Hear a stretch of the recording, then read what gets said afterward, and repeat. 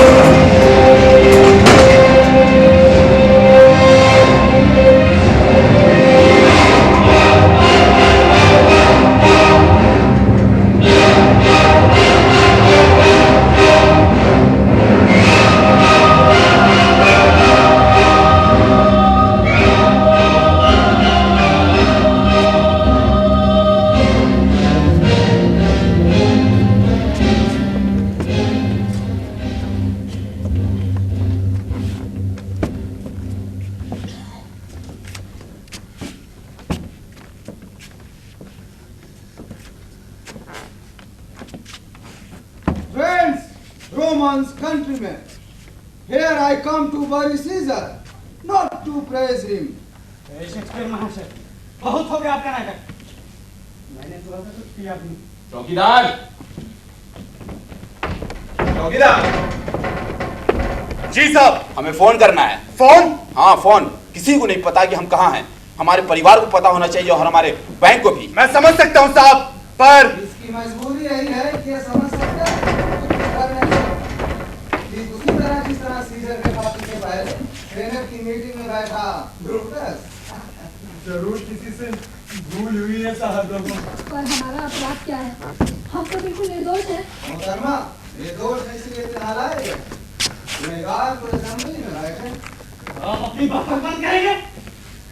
ये तुम्हारे प्यार के खिलाफ उठा जा रहा है और दूसरा वहाँ पुल के डिजाइन की प्रेजेंटेशन में लोग मेरा इंतजार कर रहे होंगे। नहीं, ये शायद ठीक कह रहे हैं। घंटा ठीक कह रहा है ये, हाँ? सारा बीच रास्ता रोकर मुझे यहाँ उतार लाए। वहाँ फैक्ट्री के लोग माल का इंतजार कर रहे होंगे और यहाँ तक बीच राह में लावारिस खड़ा है। ये भी अजीब तरीका है।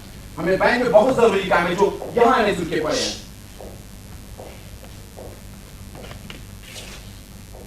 शायद कोई आ रहा है।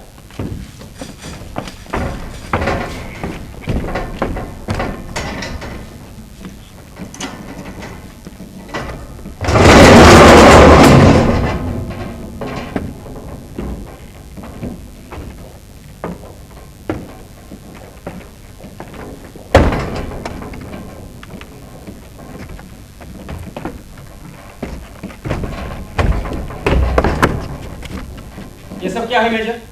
इस वक्त मेरा होटल में होना जरूरी है। आप मुझे इस तरह कैद करके नहीं रख सकते हैं। आप जानते हैं ना, गवर्नर साहब मेरे होटल के मेहमान रह चुके हैं। बेशक, मगर इस वक्त तो आप खुद गवर्नर साहब के मेहमान हैं। हमारे फैमिली को खबर है या हमारे बैंक को पता है कि हम कहाँ हैं?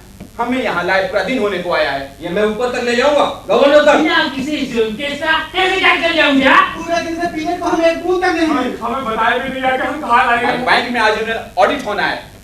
साहब हमारी बकरी मर जाएगी। साहब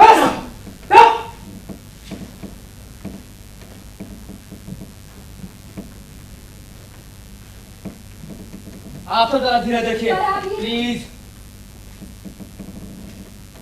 यकीन मानिए, आपकी बेगुनाही के बारे में जितना हमें भरोसा है उतना शायद और किसी को नहीं होगा। ये तो आप सब जानते ही हैं कि इस शहर में आप जैसे बेगुनाहों को ढूंढ पाना जरा मुश्किल काम है। शायद यही वजह है कि आप सब यहाँ पर लाए गए। वाह वाह, बड़ी अच्छी मेहमान नवाजी है जनाब। जैसा कि आप सब जानते हैं, पिछले कुछ साल से मुट्ठी भर सिरफिरेबागी, चारों ओर बदअमनी और दहशत का माहौल बनाने की कोशिश कर रहे हैं, आतंकवाद फैला रहे हैं। प्रेम और शांति से गुजर रही जनता की जिंदगी को तरक्की की राह पर ले जाने वाले हमारे दरिया दिल गवर्नर साहब की हुकूमत से ये चंदबागी नाखुश हैं। जगह जगह बम पड़े जा रहे हैं। सरकारी यानी आप जनता जनार्दन की संपत्ति को नुकसान पहुंचाया जा रहा है। आम आदमियों का अपहरण करके बेरहमी से उनका कत्ल कर दिया जा रहा है, और वो सब सिर्फ इसीलिए कि मुट्ठी भर सिरफिरेबागी गवर्नर साहब की दूरदर्शिता, कुशलता और अनुशासन से जलते हैं। अरे क्षमा करें श्रीमान, अब कृपया सादे शब्दों में कहें ताकि सबकी समझ में आ सके। हाँ, गवर्नर साहब की दूरदर्शिता, कुशलता और कुशासन इसके समझ में आ सकती है। और हमें यहाँ कैद क्यों किया गया है? दरअसल गवर्नर साहब का एक प्लान है, और इसीलिए आप सब शरीफ लोगों को यहाँ पर कैद किया गया है। और इस हालत को बदलना सिर्फ आप सबके हाथों में। उनकी आपसे विनम्र प्रार्थना है कि इस प्लान में आप सब उनका साथ दें। बेशक, ये तो केवल सावधानी के लिए उठाया गया एक कदम है, क्योंकि गवर्नर साहब नहीं चाहते कि उनकी विनम्र प्रार्थना असफल हो और इतने जोखिम से उठाया गया उनका प्लान नाकाम न हो। और गवर्नर साहब उनसे चाहते क्या हैं? सुनिए, कुछ दिन पहले गवर्नर साहब पर एक कातिलाना हमला हुआ था। उस जुर्म के लिए इस आदमी को उसी समय उसी जगह से गिरफ्तार किया गया है, जिसने खुद गवर्नर साहब पर गोलियां चलाई। भगवान की दया से हमारे गवर्नर साहब तो बच गए, मगर इस हमले में उनके 2 बॉडीगार्ड शहीद हुए। इसने बेझिझक और बिना किसी अफसोस के अपना जुर्म कबूल किया। कहने को तो मामला इन पर खत्म हो जाता है, लेकिन गवर्नर साहब मामले की तह तक जाना चाहते हैं, ताकि आप जनता जनार्दन ये बात जान जाए कि आप लोगों के बीच में ही कहीं ऐसे गुनहगार छिपे बैठे जो अमन और चैन से गुजर रही है आपकी जिंदगी के सब खिलाफ। पर हमारा इस मामले से वास्ता क्या है? गवर्नर साहब की आप सबसे एक रिक्वेस्ट है। आप 9 लोग जिनमें शहर की कुछ बड़ी हस्तियां भी शामिल है, इस आदमी के साथ जैसा बर्ताव करना चाहे करें, क्योंकि गवर्नर साहब को पूरा यकीन है कि आप सबको इस प्लान में कामयाबी हासिल हो सकती है। पर हमें करना क्या होगा? इस आदमी से यह पता करना होगा कि इस साजिश में इसके साथी और कौन कौन, या फिर इसे इस बात के लिए राजी करना होगा ये अपनी विद्रोही विचारधारा छोड़कर सरकार के लिए काम करे। पर जब आपने इतनी कोशिश करी और इसने कुछ नहीं बताया तो हम कैसे पूछताछ कर सकते हैं? इस आदमी को अच्छी तरीके से समझा दिया गया कि आप 9 बेगुनाह लोग सिर्फ इसी की वजह से यहाँ पर कैद किए गए। गवर्नर साहब को पूरा यकीन है ये आदमी आपकी हालत पर सोचने को मजबूर है। मेरा ख्याल है आप सबको पूरे हालात की जानकारी मिल चुकी होगी। चौकीदार मूल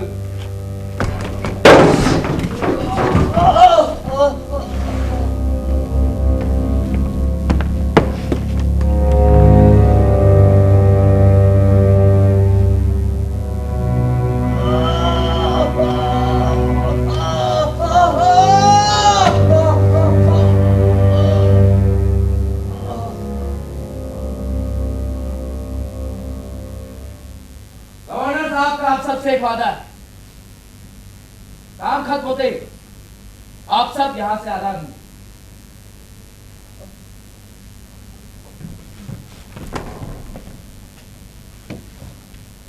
और हाँ,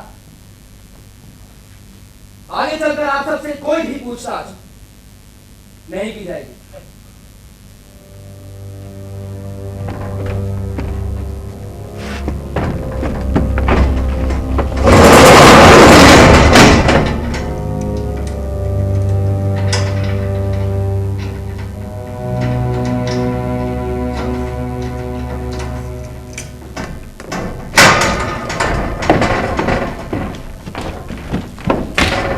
आपकी फेस पर तो बहुत खून बह रहा है। लगता है आपको काफी टॉर्चर किया गया। आप उधर लेट जाइए प्लीज। दम भर जाएगा। आइए।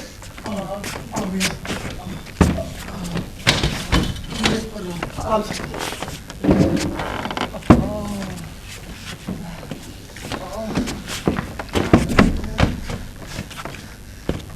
लगता है इसे अंदरूनी चोटें भी हैं। पुलिस जानती है उसे किस हद तक जाना होता है।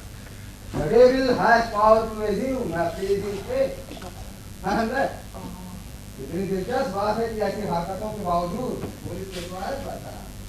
नाटककार साहब, आप अपनी बकवास बंद करेंगे? आप अकेले हैं जिसे इस हाल में शायद मजा आ रहा है। हमें तो ऐसी हालत में कुछ भी दिलचस्प नहीं दिखता। और ये भी अजीब तरीका है, अच्छे भले काम को निकला था, उठाकर यहाँ इस कोठरी में बंद कर। जी हाँ, और ऊपर से हमें एक ऐसा काम सौंप दिया जाता है जिसकी स्पेशलिटी तो पुलिस की है, लेकिन वो कुछ खुद नहीं कर पाई। अरे मुझे क्या मतलब है इस कातिलाना हमले के पीछे छिपे लोगों से या उनकी विचारधारा से? अरे भाई साहब, मुझे तो गवर्नर साहब और उसकी सारी सरकार से भी कोई मतलब नहीं है यार। मैं कहाँ इसमें फंस गया। अरे मुझे तो ये सब कोई सपना सा लग रहा है, कोई सिनेमा या नाटक जैसा। मुझे तो किसी हमले के बारे में मालूम ही नहीं है।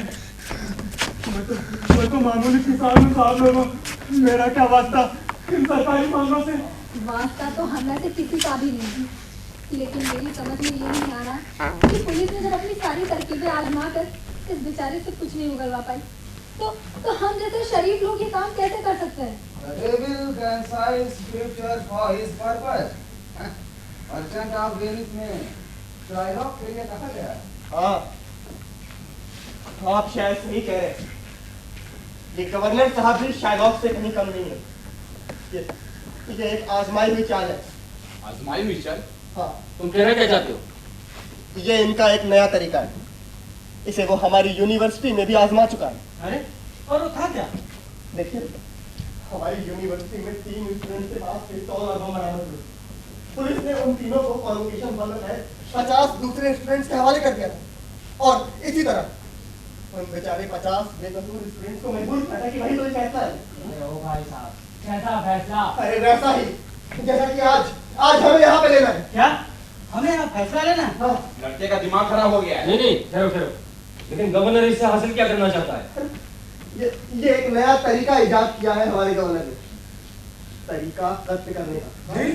जी हाँ, कत्ल करने का तरीका, कत्ल करने का। सत्ताधारी हमेशा अपनी कुर्सी के लिए ही परेशान रहते हैं, जिसके लिए वे जनता के साथ तरह तरह के खेल खेलते हैं और हर बार सत्ताधारी यही साबित करने की कोशिश करते हैं कि किसी भी भूल चूक के लिए वो कतई जिम्मेदार नहीं।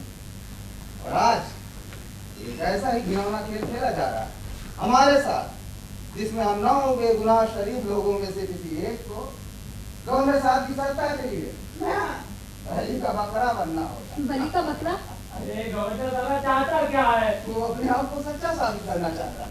जो कत्ल वो खुद करता है उसे हम जैसे बेगुनाहों से कराए, वो अपनी और जनता की नजर में खुद को ईमानदार देख सकता है। आज समझ में आ रही है ना आप लोगों को? गर्मी हो रही, मेरा तो गला सूखा जा रहा है। बेचारी बकरी को चारा देने वाला भी कोई नहीं है। अब तो दूसरी बार दूध निकालने का वक्त हो चुका है। ओ मेरे बकरी के बाप, अब चुप भी करेंगे? सर पे 2500 काम पड़े हैं। आने कभी इस मुसीबत से छुटकारा मिले। काम तो श्रीमान जी एक ही है, 2500 नहीं, और छुटकारा तभी मिलेगा जब वो एक काम पूरा हो जाए। मजाक कर रहे हैं आप? इसकी हालत देख मैडनेस, शेयर मैडनेस है और कुछ भी नहीं। मुझे घर जाना है, मेरी बीवी बीमार, बेचारी बकरी। चौकीदार, चौकीदार, मुझे घर जाना है। माफ करना साहब, मैं कुछ नहीं कर सकता। मैं कहता हूँ दरवाजा खोलो अभी इसी वक्त। साहब जंगले पर से हाथ हटा लीजिए।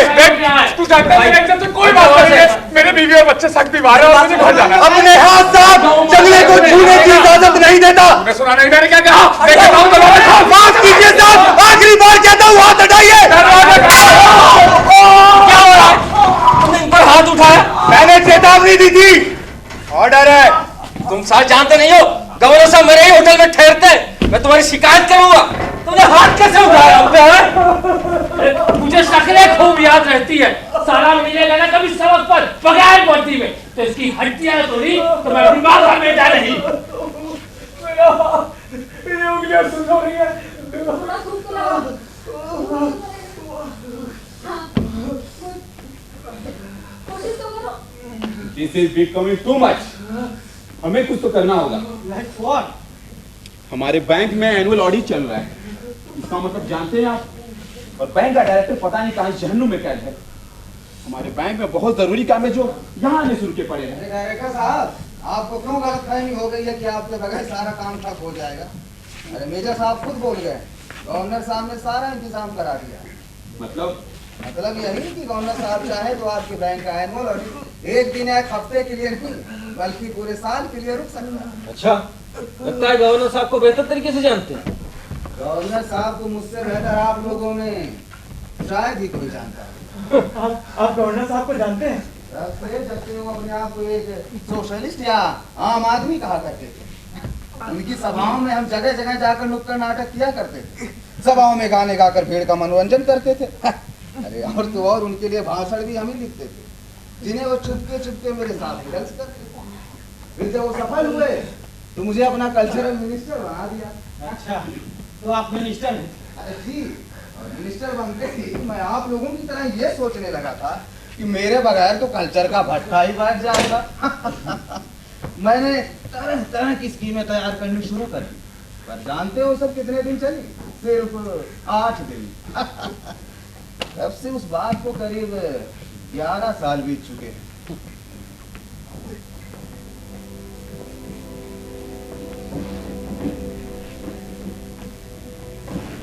एक मिनट, मैं आपको याद दिला दूं, उससे पहले ही बहुत तकलीफ हो रही है।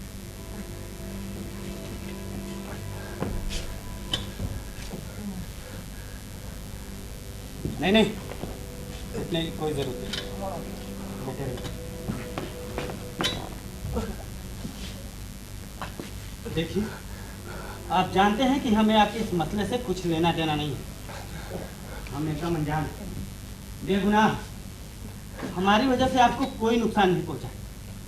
लेकिन हम इस वक्त जो इस कैद खाने में हैं तो सिर्फ आपकी वजह से।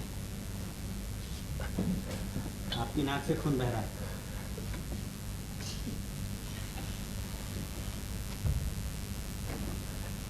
देखिए, हम अच्छी तरह जानते हैं कि आप पुलिस को कुछ बताना नहीं चाहते। कोई भी अपने साथियों के साथ गद्दारी नहीं करे। आपकी बात बिल्कुल सही है, लेकिन इस वक्त हालात अलग हैं। हम 9 बेगुनाह लोगों की आज़ादी का फैसला आपके हाथ में है। प्लीज हमें समझने की कोशिश कीजिए। मैं समझता हूँ, कोई भी समझ सकता है। मुझे पता था आप हमारा ख्याल जरूर करेंगे। देखिए, हम लोगों को बहुत जरूरी काम है जो यहाँ आने से रुके पड़े। हाँ, और आखिर किसी एक आदमी के नसीब से हम 9 लोगों का नसीब ज्यादा मायने रखता है ना। ज्यादा मायने रखता है? किस मायने में? गिनती के मायने में। ये बैंकर है, बस गणित ही समझते हैं।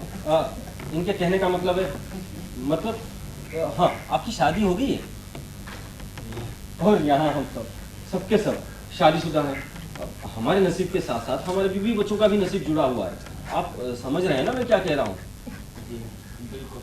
मेरे भी कहने का यही मतलब है जी कि बात सिर्फ हम 9 लोगों की नहीं, हमारे परिवारों की भी है। हाँ, देखिए, हम आपकी मजबूरी इतना नहीं समझ सकते, क्योंकि हम आपका फलसफा, आपके सिद्धांत या आपकी विचारधारा के बारे में कुछ नहीं जानते। लेकिन आप तो सब समझ सकते हैं ना। हमारी हालत से जरा गौर कीजिए, हम क्यों बेवजह इस कैद खाने में पड़े? ये दर्द अब सहन नहीं हो रहा। लिया चला दे लो, इससे खून चलता मेरा है। हाथ सुन हो रहा है। लिया तो चलाओ। बेचारी बकरी का दूध नहीं निकाला तो जम जाएगा। वो दूध देना बंद कर देगी। मैंने तो परसों रात से कुछ खाया भी नहीं है। और देखिए, ऐसा आमतौर पर होता है कि समाज की भलाई के लिए किसी एक आदमी को अपनी कुर्बानी करनी पड़ती है। आमतौर पर होता है? माने अक्सर होता है ना। हाँ, ये आपने कहाँ से सुन लिया? जी माफ कीजिए, इतिहास गवाह है, सदियों से हमेशा ही एक अकेला राजा केवल अपनी महानता दिखाने के लिए या सिर्फ अपने हिस्सो हवस के लिए जाने कितने नौजवान सिपाहियों का खून बहाता। आप भी तो किसी का खून करने चले थे, महानता दिखाने, या वो क्या था? महत्वाकांक्षा, एम्बिशन। हाँ हाँ, वही, उसी के लिए। आप अब भी नहीं समझे। हम एक बर्बर राजा से आप जैसे बेगुनाह लोगों का खून बहाने से रोकना चाहते हैं। अब आप खुद ही कह रहे हैं कि गवर्नर की कुर्बानी देकर आप बहुत से लोगों की जान बचाना चाहते हैं। फर्क है, क्या फर्क है?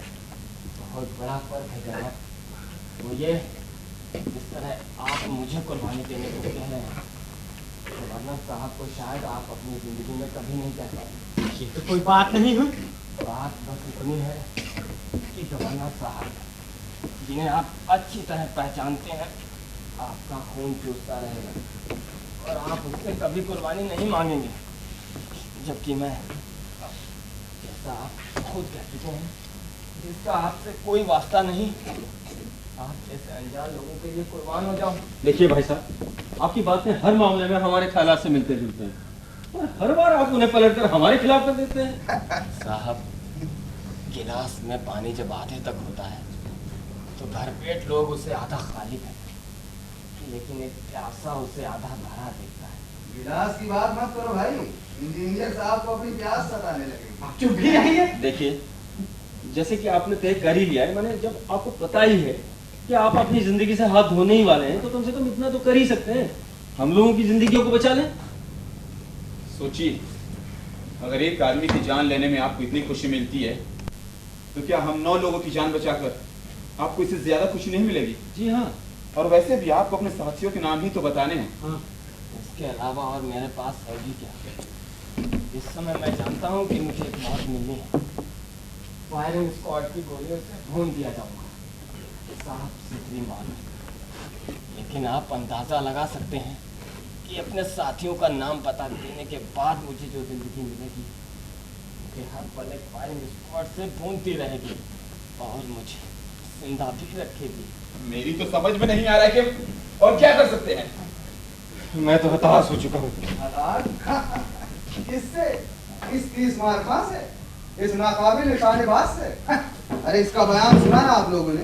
ये केवल हमलावर ही नहीं बल्कि शहीद भी हो जाना चाहता है। ऐसे लोग बड़े खतरनाक होते हैं। ये लंबे चौड़े भाषण देते हैं, उपदेश देते हैं, हमें सिखाते हैं कि ऐसी कोई पुख्ता वजह होती है जिसके लिए हमें अपनी जिंदगी कुर्बान कर देनी चाहिए। और यहाँ तक कि मिसाल खड़ी करने की कोशिश में ये अपने आप को कुर्बान कर देते हैं।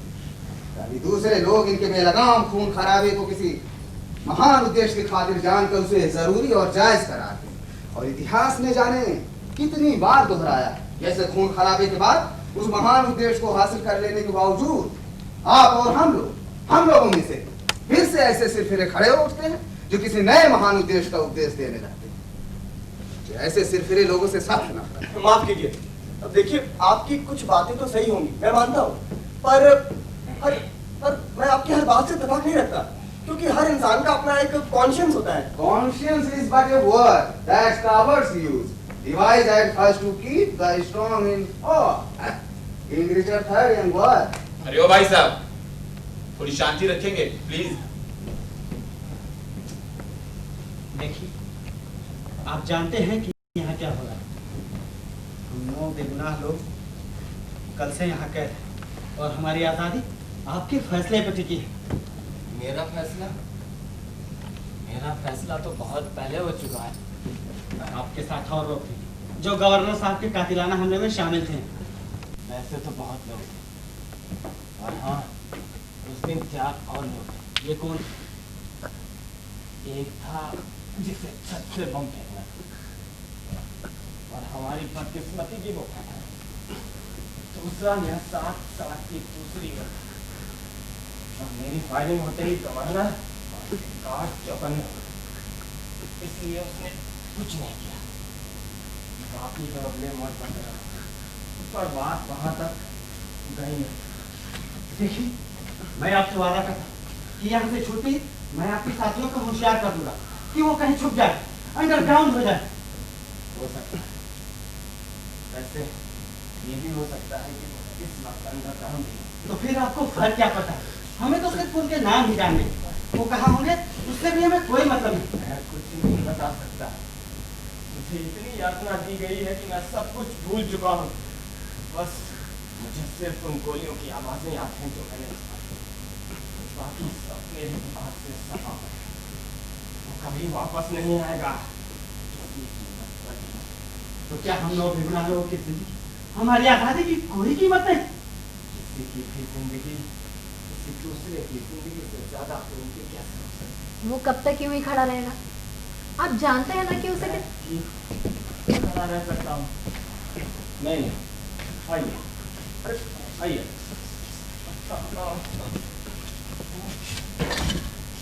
बैठकर आराम से बातें होती।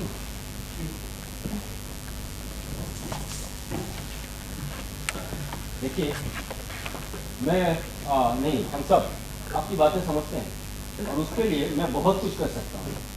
आप शायद जानते नहीं हैं, गवर्नर साहब मेरे ही होटल में ठहरते हैं, और मेरे उनका संबंध भी अच्छा है।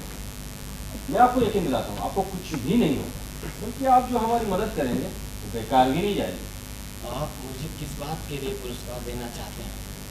मेरे विश्वासघात के लिए या फिर मेरी मानवीय करुणा के लिए? जवान संभाल के बात कीजिए। एक मिनट, इसे इस तरीके से देखते हैं कि आप गवर्नर साहब का कत्ल करना चाहते थे। जो आपकी नजर में गुनाह नहीं है, हम मान लेते हैं कि अनजाने में से, लेकिन आपके हाथों 2 ऐसे आदमी का खून हो गया जिन्हें आप मारना नहीं चाहते। यानी कि आपकी अपनी नजर में वो बेगुनाह थे। ये उनकी बदकिस्मती थी। बिल्कुल थी, ये उनकी बदकिस्मती थी। पर अब जब हम 9 बेगुनाह लोगों का सवाल है, और ये बात आप अच्छी तरीके से जानते हैं कि हम 9 बेगुनाह जिंदगी आपके फैसले पर टिकी है, इसलिए आप ये कहकर नहीं टाल सकते कि ये जो हो रहा है अनजानिब हो रहा है। और क्या आप इसे भी उनकी बदकिस्मती कहकर कहीं नजरअंदाज तो नहीं करना चाहते? देखिए भाई साहब, क्या आपको नहीं लगता कि हमें हमारे जीवन का दान देकर आपका प्रायश्चित पूरा हो जाएगा? अपना प्रायश्चित लगता कर दिया। इससे बड़ा प्रायश्चित और क्या हो सकता है कि उसके लिए मैं अपने प्राणों की आहुति देने को तैयार हूँ। वाह! फिर से वही किले की बुर्ज पर खड़े होकर भिखारी पर एहसान जताने का अंदाज, not that I love Caesar है, but that I love Rome more. हाँ? You be a Caesar. आप मुझसे चाहते क्या हैं? आप बार बार मुझसे यही कहते रहते हैं कि आप बेगुनाह।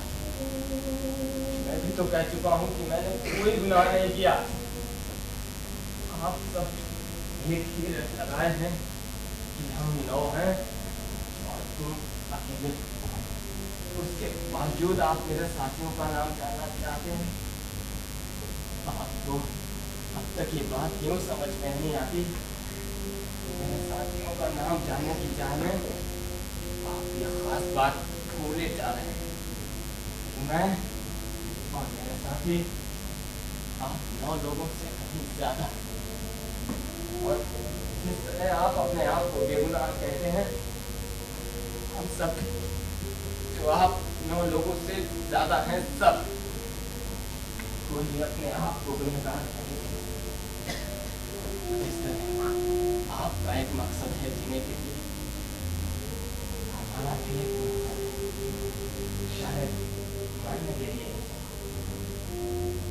मैं आपसे पूछता हूँ, क्या आप लोग इस गवर्नर की हुकूमत में अपनी चैन की जिंदगी जीने के लिए हर रोज एक मौत नहीं मर रहे हैं?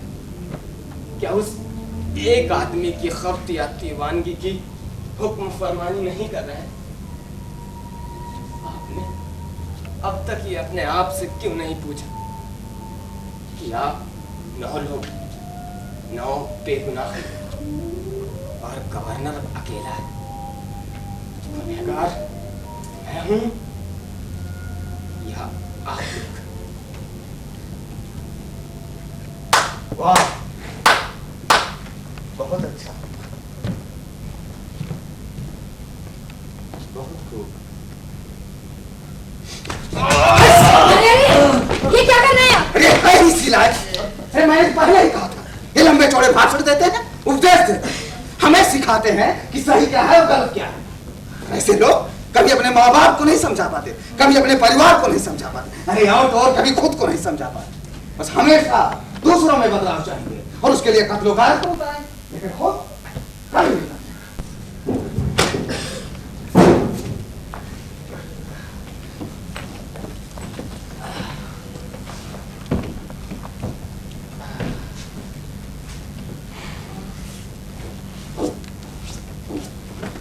साहब, मैं कुछ कहूँ? हे भगवान, ये अपनी बकरी को लेके फिर से शुरू हो जाएगा। सुनने याद है कुछ साल पहले बड़े जोर का तूफान आया था, उसमें बहुत से पेड़ उखड़कर बह गए थे, मेरा घर भी बह गया था, मेरे माँ बाप, मेरा छोटा भाई सब बह गए थे। मैंने बड़ी मुश्किल से पेड़ों की लकड़ियाँ काटी और एक छोटी सी नाव बना ली और पोखर में मछलियाँ पकड़ने लगा। गर्मी आई और पोखर सूख गए, फिर मेरे भूखे रहने के दिन आ गए। और ये सब मुझे क्यों सुना है? जैसे तैसे गुजारा करता रहा। फिर पास के गांव से एक आदमी आया, उसने मुझसे कहा कि तेरी नैया तो बेकार पड़ी है, मुझे दे दे। सो मैंने उससे एक सौदा कर लिया कि वो मुझे नाव के बदले एक बकरी दे दे। सो उसने मुझे एक बकरी दे दी साहब। अच्छी बात है। सुनिए तो, फिर बकरी के एक बच्चा हुआ, मगर 10 दिन बाद मर गया। किसी ने बताया यहाँ शहर में कसाई के पास बड़े अच्छे दामों से बिक जाएगी। सो मैं उसे यहाँ बेचने आ गया साहब। मैं बड़ा गरीब आदमी हूँ, जिंदगी में बड़ी तकलीफें सही है। पहली बार शहर आया था और आते इस कारखाने में बंद कर दिया गया साहब। मुझे अफसोस है मेरे भाई, पर मैं कर भी क्या सकता हूँ? आप भी तो सब कुछ कर सकते हैं। ये सब लोग भी तो यही कह रहे हैं कि आप हमें यहाँ से आजाद करा सकते हैं साहब।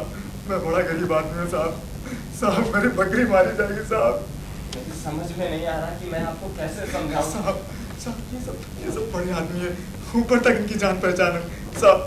मैं गरीब आदमी हूँ साहब, मेरी जिंदगी में बड़ी तकलीफें सही है साहब, बिना बात मारा जाऊंगा साहब। जो मदद आप मुझसे मांग रहे हैं वो बहुत खतरनाक है, औरों के लिए उसका नतीजा बहुत बुरा साबित होगा।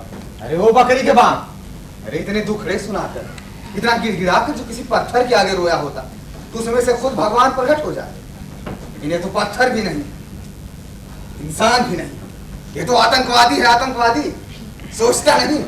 ऐसे आंकड़ों से पाला पड़ेगा, हमने तो कभी सोचा भी नहीं था। अरे बहुत हुआ ये तमाशा और ये लफ्फाजी, हमें कोई और तरीका सोचना होगा। मैं तो कहता हूँ सख्ती से काम लेना होगा, वरना यहाँ से बाहर नहीं निकल पाएंगे। सख्ती से मतलब मारपीट करेंगे?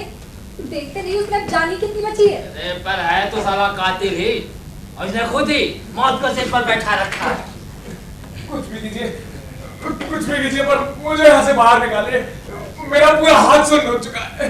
अरे अब मुझसे और नहीं रहा जाता, मैं लेट रहा हूँ। और मेरी मानिए आप सब भी कुछ देर के लिए एक आध झपकी ले लीजिए, थोड़ी तंदुरुस्ती आ जाएगी।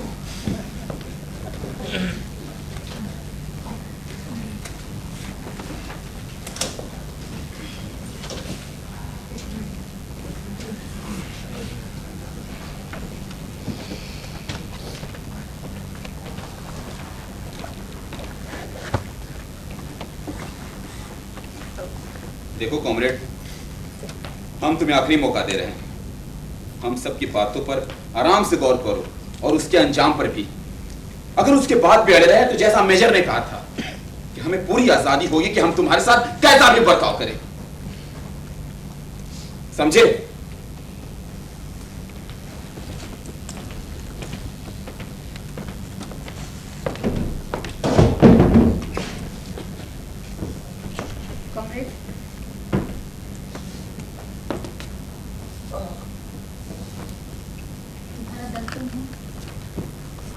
मेरा दर्द बिल्कुल नहीं। मैं आपके पीठ के चोट के बारे में पूछ रही हूँ। मैं आपको अपनी आत्मा की चोट के बारे में बता रहा। मैं आपसे कुछ जरूरी बातें करना चाहती हूँ। कहिए। आप शायद नहीं जानते हैं, मैं एक डॉक्टर हूँ। गवर्नर बनने से पहले मैं उनके फैमिली डॉक्टर थी, अब भी हूँ।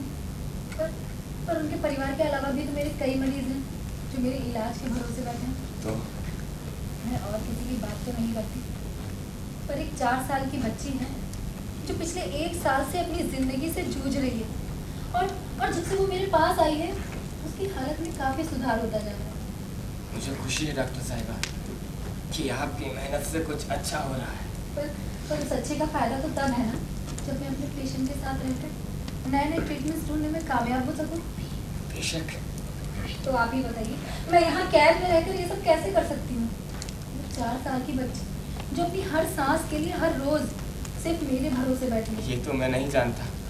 आप कुछ बातें अच्छी तरीके से जानते हैं, बस कबूल नहीं करना चाहते हैं। मतलब कि ये जैसा कि नाटककार जी ने कहा था, आप खुद में कोई बदलाव नहीं करना चाहते। पर हम जो कुछ भी कर रहे हैं बदलाव के लिए ही तो कर रहे हैं। बकवास कर रहे हैं, और आप ये जितनी बकवास किए जा रहे हैं ना, मुझे आपसे उतनी हमदर्दी कम होती जा रही है।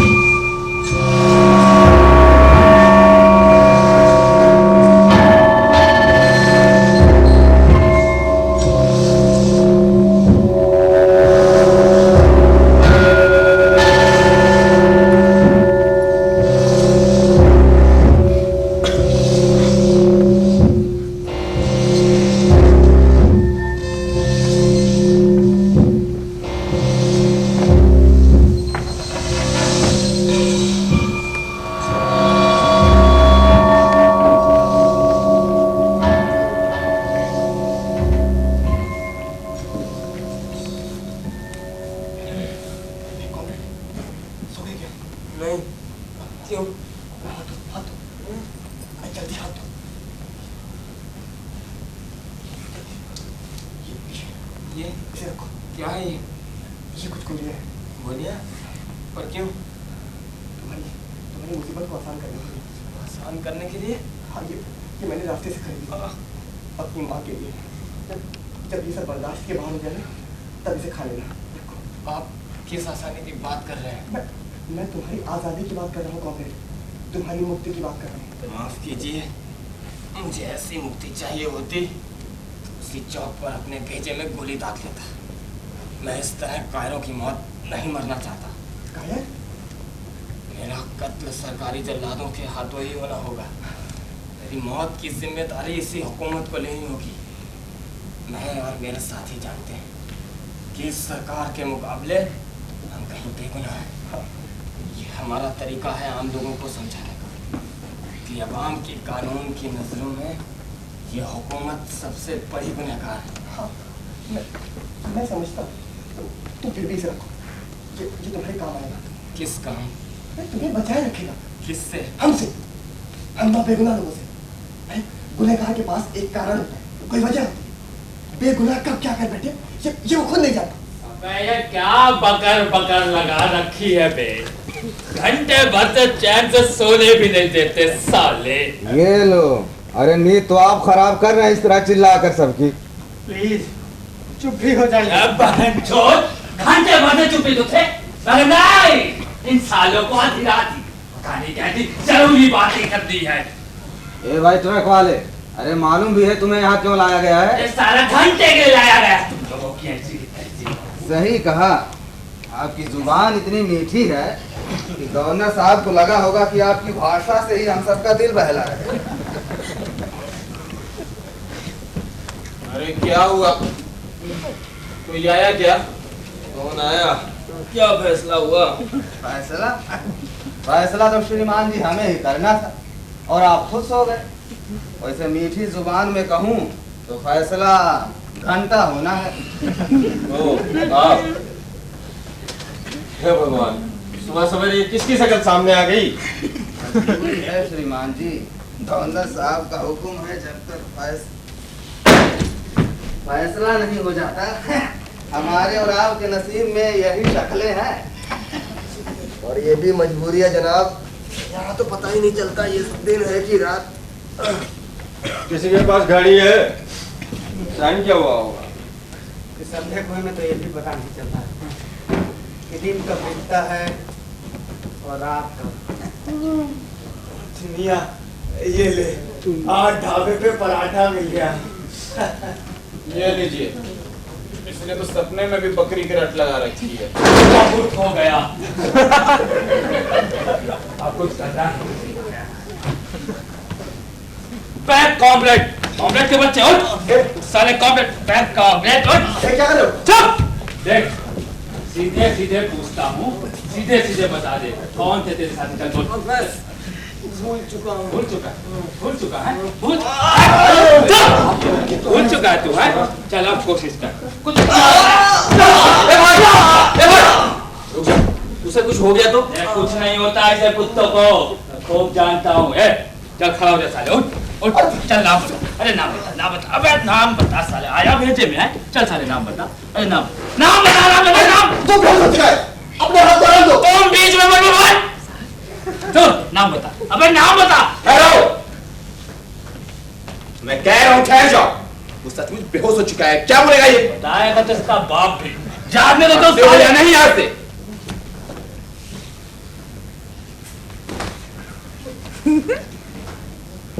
वो पिछले 10 दिन से शायद रोज इसी तरह पिट रहा होगा। तुझे बड़ी हमदर्दी हो रही बे? हाँ बिल्कुल हमदर्दी हो रही है, पर इससे नहीं, आपसे। क्या?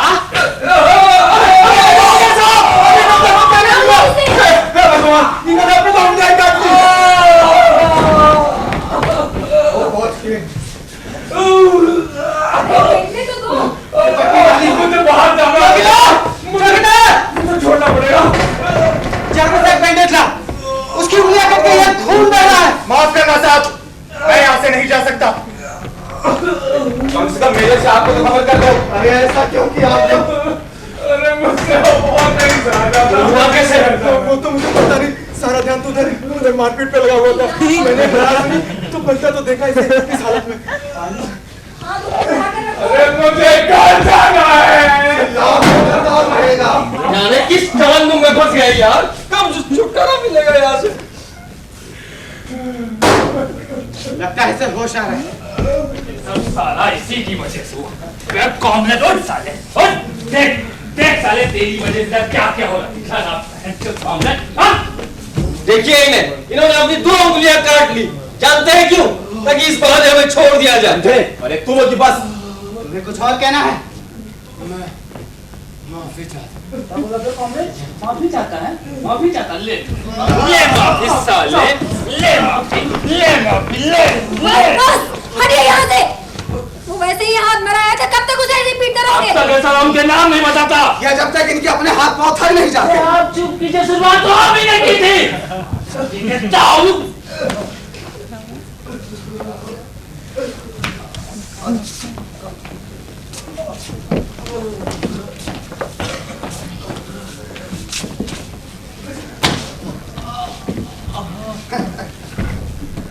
मेरे पास 5 का सिक्का पड़ा, कोई शर्त लगाने को तैयार है? शर्त?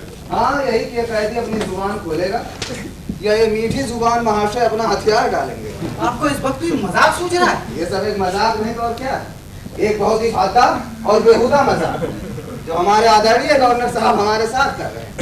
लेकिन मैं शर्त लगाने को तैयार हूँ, अगर आप इसमें खेल का एक पहलू और भी जोड़ लें। तो ये पहलू और भी हो सकता है क्या? हाँ, वो ये कि इस मारपीट में ये कॉमरेड यही अपना दम तोड़ देगा। ये कमीना इतनी आसानी से नहीं मरने वाला। कहिए, शर्त मंजूर है आपको? सोचना होगा। जहाँ तक हेड और टेल की बात साफ थी, पर जो आप कह रहे हैं सिक्के का सीधा खड़ा होना भी एक पहलू हो सकता है। मुझे लगता है मुझे अपनी शर्त वापस ले लेनी चाहिए। तो आप ये कहने का मतलब ये है कि इस मामूली पिटाई से इसकी जान जा सकती है। जाने को इसकी जान में बचा ही क्या है? मतलब ये अगर अपने साथियों का नाम बताए बगैर मर गया तो फिर हम लोगों का क्या होगा? हम क्या हमेशा के लिए कैद कर दिए जाएंगे? बिल्कुल नहीं, बल्कि हम सब आजाद कर दिए जाएंगे। ये क्या गोलमाल है? अरे मेरी कुछ समझ में नहीं आ रहा है। यही वो भद्दा मजाक है जिसके बारे में शायद हमारे नाटककार महोदय को भी शक है। लगता है आप दोनों ऐसा कुछ जानते हैं जो औरों को नहीं मालूम। मालूम सबको है जनाब, पर इस पर कभी गौर नहीं किया, क्योंकि हमारी जिंदगी में तो जरूरी सिर्फ वही होता है ना जिसे हम जरूरी समझते हैं। ये आसपास जो हो रहा है हम उसे अनदेखा कर देते हैं। अरे आप यूनियन बाजी की भाषण छोड़ के सीधा मुद्दे पे आइए। ठीक है, आप सब लोग ध्यान से पूरी बात सुन लीजिए। 10-12 दिन पहले गवर्नर पर एक हमला हुआ और उसी दिन इस कॉमरेड को गिरफ्तार किया गया। 10 दिन गवर्नर की देखरेख में इसे जाने कितनी यातनाएं दी गई होगी, लेकिन इसे मरने नहीं दिया गया। जानते हैं क्यों? क्योंकि ये अगर सरकार के हाथों मारा जाता तो ये शहीद कहलाता। इसकी शहादत इस जैसे कई और बागी खड़े कर देती। इसलिए और सिर्फ इसलिए गवर्नर ने इसे हम और आप जैसे नौ शरीफ बेगुनाहों के हवाले कर दिया है। पर हम एक कैसे कर सकते हैं? माने हम कुछ नहीं कर सकते सिवाय इसके कि मार पीट कर इसकी जान ले लें। अरे मैं किसी की जान थोड़ी ना लेना चाहता हूँ, मैं तो बस पूछताछ कर रहा था। में से कोई भी किसी की जान नहीं लेना चाहता, पर वो गवर्नर यही चाहता है कि इस कॉमरेड की जान यहाँ हम 9 लोगों की मौजूदगी में ही जाए। पर गवर्नर इससे हासिल क्या कर लेगा? अरे जनाब, मैं और आप जब बेचारा ये बकरी वाला, हम तो जनता के सामने भाषण नहीं देते हैं ना, ये वो गवर्नर देता है। अरे वो तो उनसे यही कह देगा कि इस कॉमरेड की जान यहाँ हम 9 लोगों की मौजूदगी में ही चली गई। इसीलिए उसका या उसकी सरकार का इसमें कोई हाथ नहीं है। बेहतर होगा कि इसके साथ हम और मारपीट ना करें। तब भी जैसा कि डॉक्टर साहिबा ने कहा, इसमें जान बची नहीं है। ये तब तक हम सबके साथ बिना दाना पानी के ऐसे ही पड़ा रहेगा जब तक कि इसकी आखिरी सांस नहीं चली जाए। माँ कसम, मैं तो इसे हाथ भी नहीं लगाऊंगा। ये मौत खुद ही मरे। वाकई गवर्नर साहब का बेहद भद्दा मजाक है ये। अरे इतने सालों से वो मुझे अपना दोस्त कहता रहा, लेकिन गवर्नर इतना मतलब ही है। मैं तो एक तरह से उनकी फैमिली डॉक्टर हूँ और मेरे साथ ही ये खेल। गवर्नर साहब के सर के ऊपर हम लोगों के साथ साथ मेरी बकरी की मौत का भी पात्र है।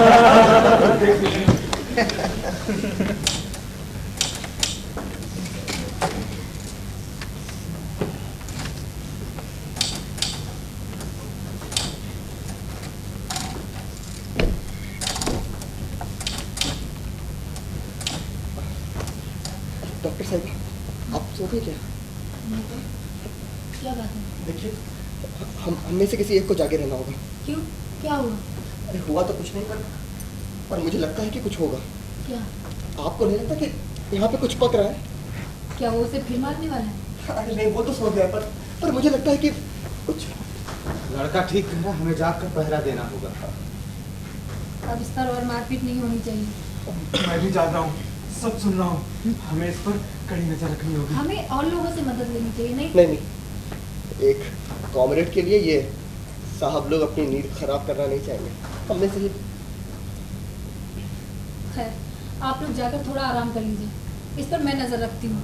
डॉक्टर साहिबा आप मुझे जगाए रखिएगा, आपके बाद मैं पहरा दूंगा। ये ठीक रहेगा। आप लोग जाइए। चलिए तब तक आराम कर लेते हैं।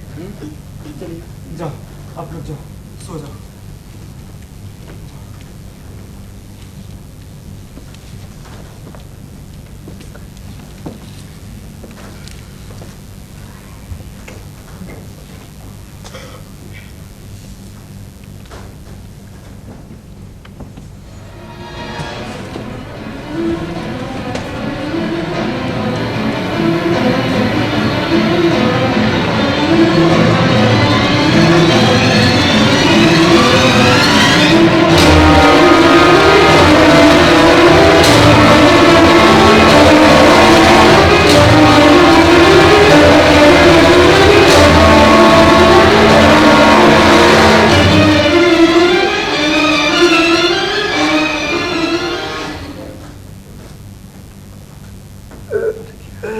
अरे मेरा क्या हो रहा है? और ये आवाजें क्या थी? कैसी आवाजें? हमने तो कुछ सुना ही नहीं। क्या हुआ? सोने भी नहीं देते। क्या हुआ?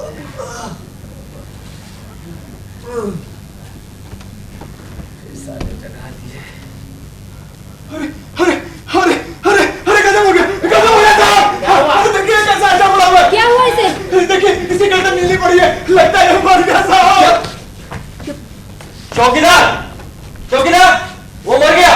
अरे ऐसा कैसे हो सकता है? इसकी सांसें जा चुकी, धड़कन भी बंद है। क्या ये सचमुच मर गया? ये पहरा दे रहे थे तो? माफ करिएगा डॉक्टर साहब, लगता है मेरी आंख लग गई। आंख लग गई मतलब? इसका गला घोट कर इसे मारा गया। ये अपनी मौत नहीं मरा है, किसी ने इसे जानबूझकर मारा है। अरे रे, आप लोग मेरी वजह से क्या देख रहे हैं? माँ से साहब, मैं तो उसके पास भी नहीं गया। पर हम ऐसे ही कोई है जो इसका कातिल है। मैं आपको खूनी नजर आता। मैं किसी की ओर इशारा नहीं कर रही हूँ। अरे हो सकता है कि आपने इसकी जान ली हो। हाँ, क्यों नहीं हो सकता? खूनी तो कोई भी हो सकता है। ये लेखक महाशय, नहीं तो वो लड़का। हाँ, कुछ भी हो, ये मर चुका है। अब चौकीदार, चौकीदार। जी साहब, कैदी मर गया। जाने कैसे? वो काफी देर से मरा पड़ा है। अंदर आओ और खुद ही देख लो। उसे देखने की कोई जरूरत नहीं है, उसे तो पहले ही पता था कि ये होना है। अब क्या होगा साहब? आखिर इस कैद खाने से छुटकारा तो मिलेगा। सच कह रहे हैं? हम आजाद कर दिए जाएंगे। बेशक, इस काल कोठरी से तो आजाद हो जाएंगे, मगर क्या आजाद रह पाएंगे ये कहना मुश्किल है। तो क्या हम घर नहीं जा सकते? बिल्कुल जा सकते हैं। कुछ ही देर में जंगला खोल दिया जाए और हम सब बाहर निकलकर खुली हवा में सांस लेंगे। जल्द ही अपने अपने घर, अपने अपने परिवारों के साथ होंगे और अपने अपने काम में जुट जाएंगे। सब कुछ पहले की तरह होगा। हमारी जिंदगी में सिर्फ एक फर्क आएगा, वो ये कि हम आजाद नहीं होंगे। सब कुछ पहले की तरह होगा, फिर भी हम आजाद नहीं होंगे? ये क्या कह रहे हैं आप? जब ये खेल, ये सारा नाटक शुरू हुआ था, हम में से हर कोई बस एक ही रट लगाए पड़ा कि मैं बेगुनाह हूं। अब जब हम यहाँ से जाने वाले हैं, हम सब इस कॉमरेड के कत्ल के गुनहगार। हम में से हर कोई कह सकता है सिवाय उसे कि जिसने कत्ल किया है कि वो बेगुनाह, मगर हम सब शहर के 9 शरीफ सीधे साधे लोग इस कॉमरेड के कत्ल के गुनहगार हैं और रहेंगे।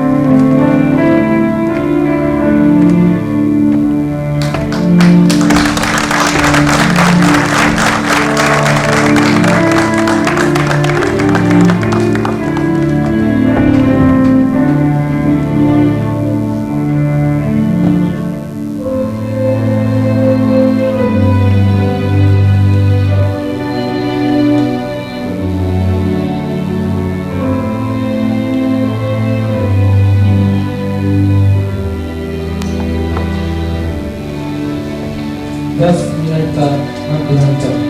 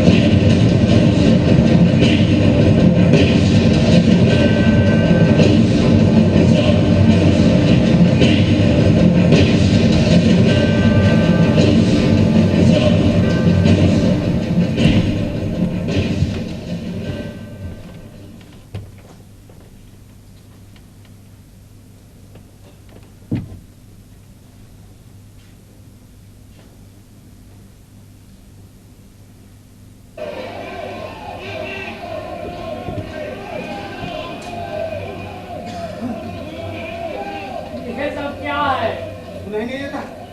बागियों ने सरकार पलट दी है।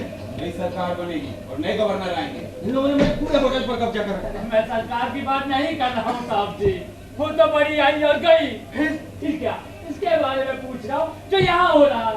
अब यहाँ क्यों लाया गया है?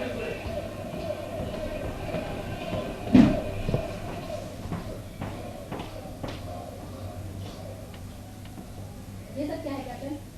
पिछली कुछ यादें वापस लाने की कोशिश है जो आप शायद भूल जाना चाहते जी ये सब शक्लें गौर से देख लीजिए डॉक्टर साहिबा, सब समझ में आ जाए। One shall be three meet again, in thunder, lightning, or in rain, when the battle's lost and won. Macbeth. जी हाँ, सब जाने पहचाने। सुनिए mister captain, captain, mister captain साहब, आप मुझे जानते हैं, आपकी पूरी फौज मेरे ही होटल में डेरा जमाई हुई है और खुद आपके कमांडर साहब मेरे सूट में ठहरे हुए हैं। इस वक्त मेरा उनके साथ होना जरूरी है। उसकी फिक्र आप ना करें। कमांडर साहब की खातिरदारी हमारी फौज के जिम्मे है और आपके होटल का सवाल तो खुद हमारे कमांडर साहब की देखरेख में। तो हम क्या ये समझे कि हमें फिर किसी फैसले के लिए यहाँ गिरफ्तार किया गया? गिरफ्तार तो मैं नहीं कहूँगा, पर हाँ पूछताछ के लिए जरूर आएंगे। पूछताछ? और मैंने तो कुछ किया ही नहीं। मैंने तो 4 साल से शहर में पैर तक नहीं रखा। मैंने अपनी पूरी होटल अपने फौज के सहूलियत को दे दी। ओह, उसके लिए हम आपके आभारी। फिर मुझसे कैसे पूछता? इतिहास है, ओथेलो में कहा गया है, to mourn a mischief that is past and gone is the next way to draw new mischief on. Shakespeare महाशय, आप चुप भी करेंगे? कैप्टन साहब, हम लोगों से कैसे पूछता? देखिए, सबसे पहले तो मैं आप सब लोगों को ये यकीन दिला दूं कि ये उस भ्रष्ट गवर्नर के बंगले के तहखाने जैसा कोई तहखाना नहीं है। एक बंगला और आप सब लोग यहाँ कैदी नहीं। हाँ, फैसला हो जाने तक रहने को मजबूर जरूर है, पर कैदी नहीं। और आप सबकी सहूलियत के लिए वहाँ वो पीने का पानी रखा। ये अच्छा किया आपने। इंजीनियर साहब को उस कैद खाने में भी प्यास बहुत सताती थी। कैप्टन, ये बहला फुसला कर बात करने से सच्चाई नहीं छुपाई जा सकती। जिस तरह से हमको यहाँ लाया गया है, खासकर हम लोगों को, तो मुझे यकीन नहीं होता है कि सिर्फ पूछताछ के लिए यहाँ कैद किया गया है। बाहर इन आवाजों को सुन रहे हैं आप? आज उस जुल्मी गवर्नर की हुकूमत का खात्मा हो गया है। अब आप सब आजाद। अच्छा मजाक कर लेते हैं आप। वाकई एक तो साला उठाकर अंदर कर दिया, ऊपर से कहते हम आजाद हैं। अरे घंटा आजाद है।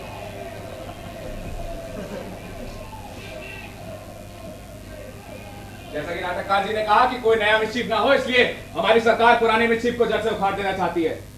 हम चाहते हैं कि उस गवर्नर की हुकूमत में हुए जुल्मों का इंसाफ हो। और हमारा उससे क्या ताल्लुक है? और हम गवर्नर के जुल्मों में कहीं भी हिस्सेदार नहीं थे। इस सड़क पर जितने बंगले हैं, सब में इस वक्त आप जैसे शरीफ लोग इंतजार कर रहे हैं। वैसे ही बेगुनाह लोग जो वक्त वक्त पर उस गवर्नर के तहखाने के मेहमान रह चुके हैं, और इंतजार है हमारे इन्वेस्टिगेटर्स। हम नहीं चाहते कि आप लोगों का ज्यादा वक्त बर्बाद हो, मगर मजबूरी यह है कि इन्वेस्टिगेटर्स बहुत कम, इसलिए आप लोगों से रिक्वेस्ट है कि आप खुद आपस में ही फैसला करके किसी नतीजे पर पहुंचे।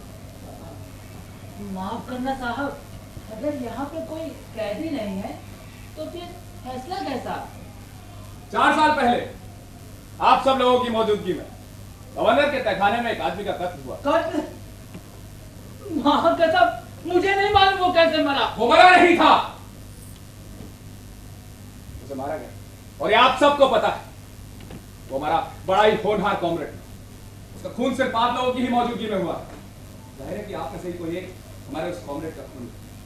मैं नहीं जानता कि हमारे इन्वेस्टिगेटर्स कब आएंगे, मगर उनके आने से पहले अगर खूनी अपना जुर्म कबूल कर ले तो पहरेदारों को बता दीजिए, बाकी सबको आजाद कर दिया। और उसे एक काम जान क्या होगा? वही तो हर कातिल का।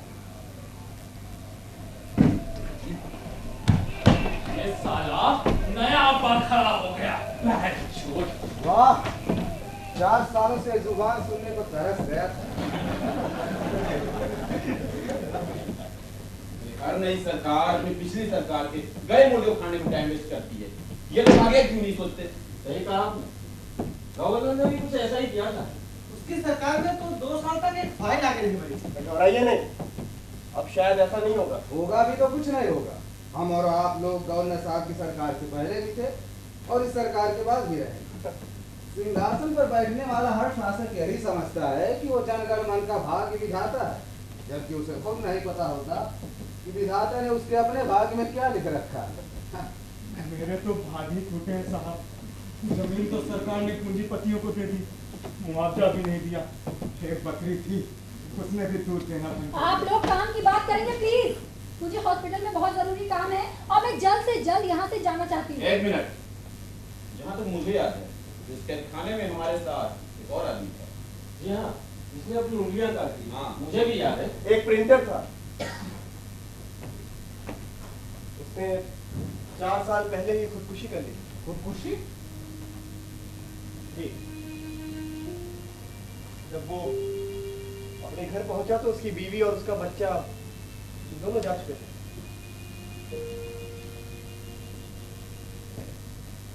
आपने भी कहा था ना कि गवर्नर साहब पर आपकी बकरी की मौत का बात चलेगा। आपकी बकरी तो बच गई। गवर्नर साहब पर प्रिंटर के बेटी बच्चों की मौत का बात जरूर चलेगा।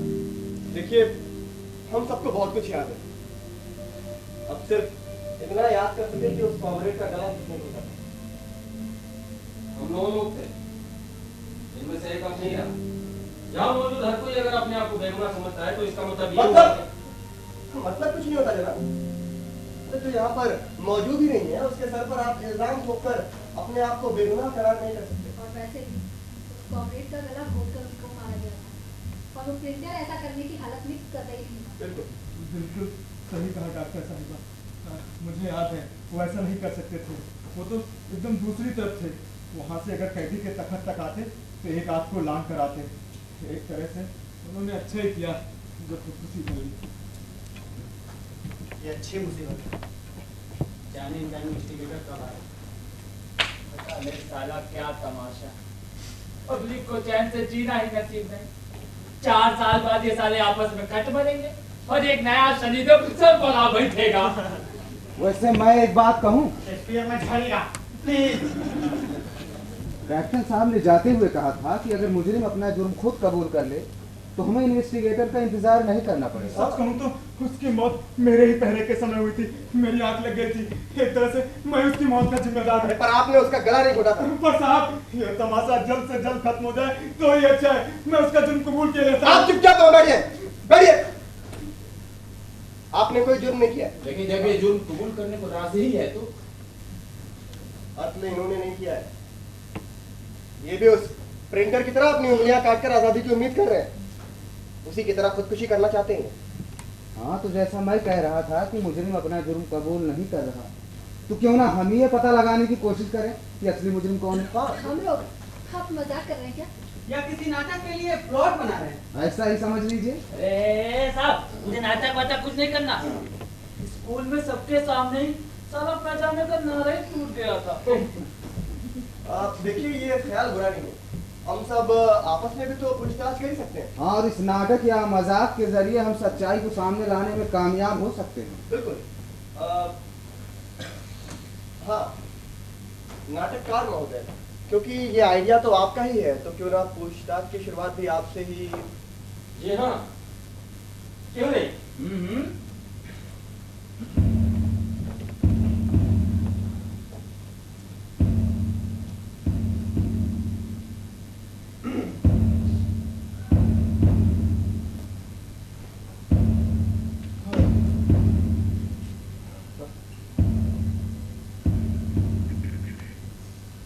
Blow, blow the winter wind, the what not so unkind as man's ingratitude.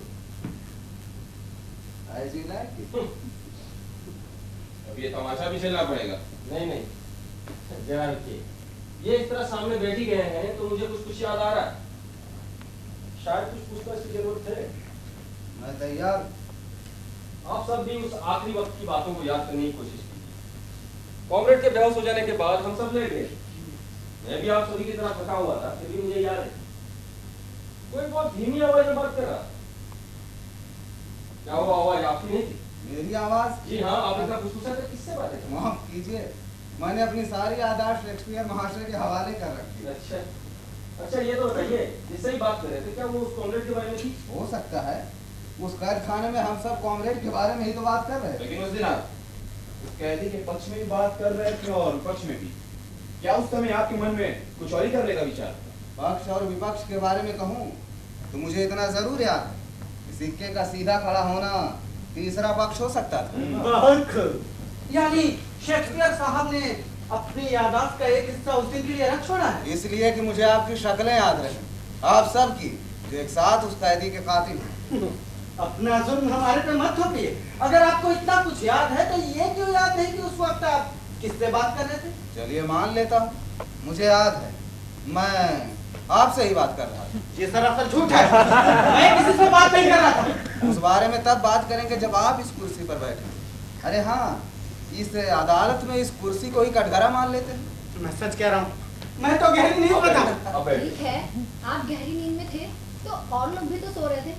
इस पूछताछ पर सबसे पहला सवाल तो यही उठता है कि होटल मालिक ने किसी को बात करते सुना भी था या नहीं? उसे छोड़िए, मैं आप सबके सामने एक सच्चाई लाना चाहता हूँ। सच्चाई?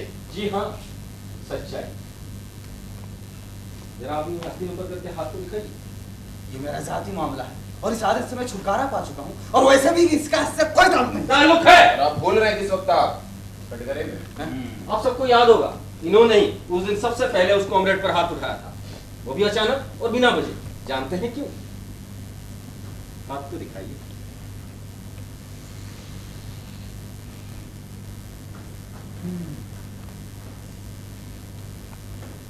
अरे दिखाइए ना, ये देखिए, इनके हाथों पर सुइयों के निशान।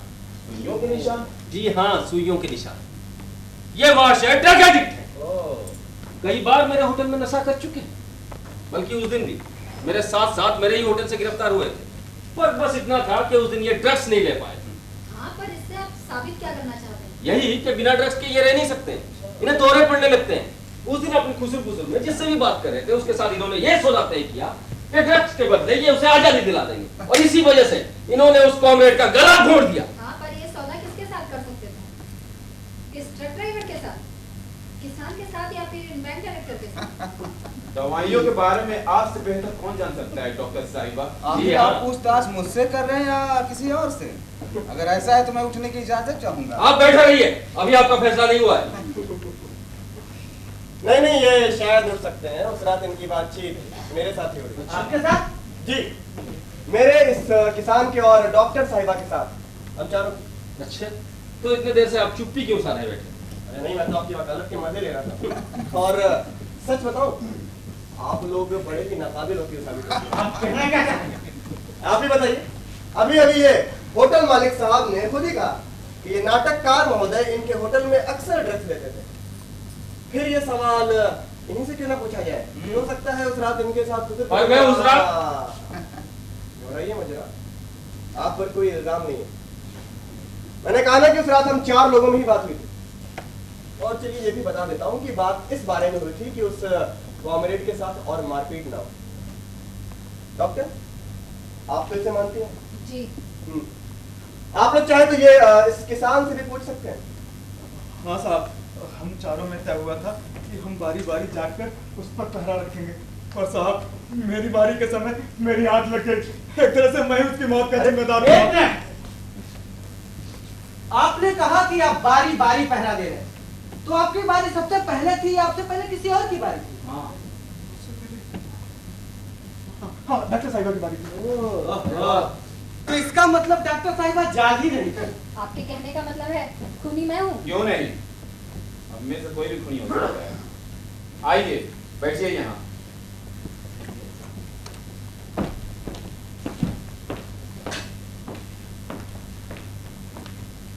आप जानते हैं ना, मैं एक डॉक्टर हूँ।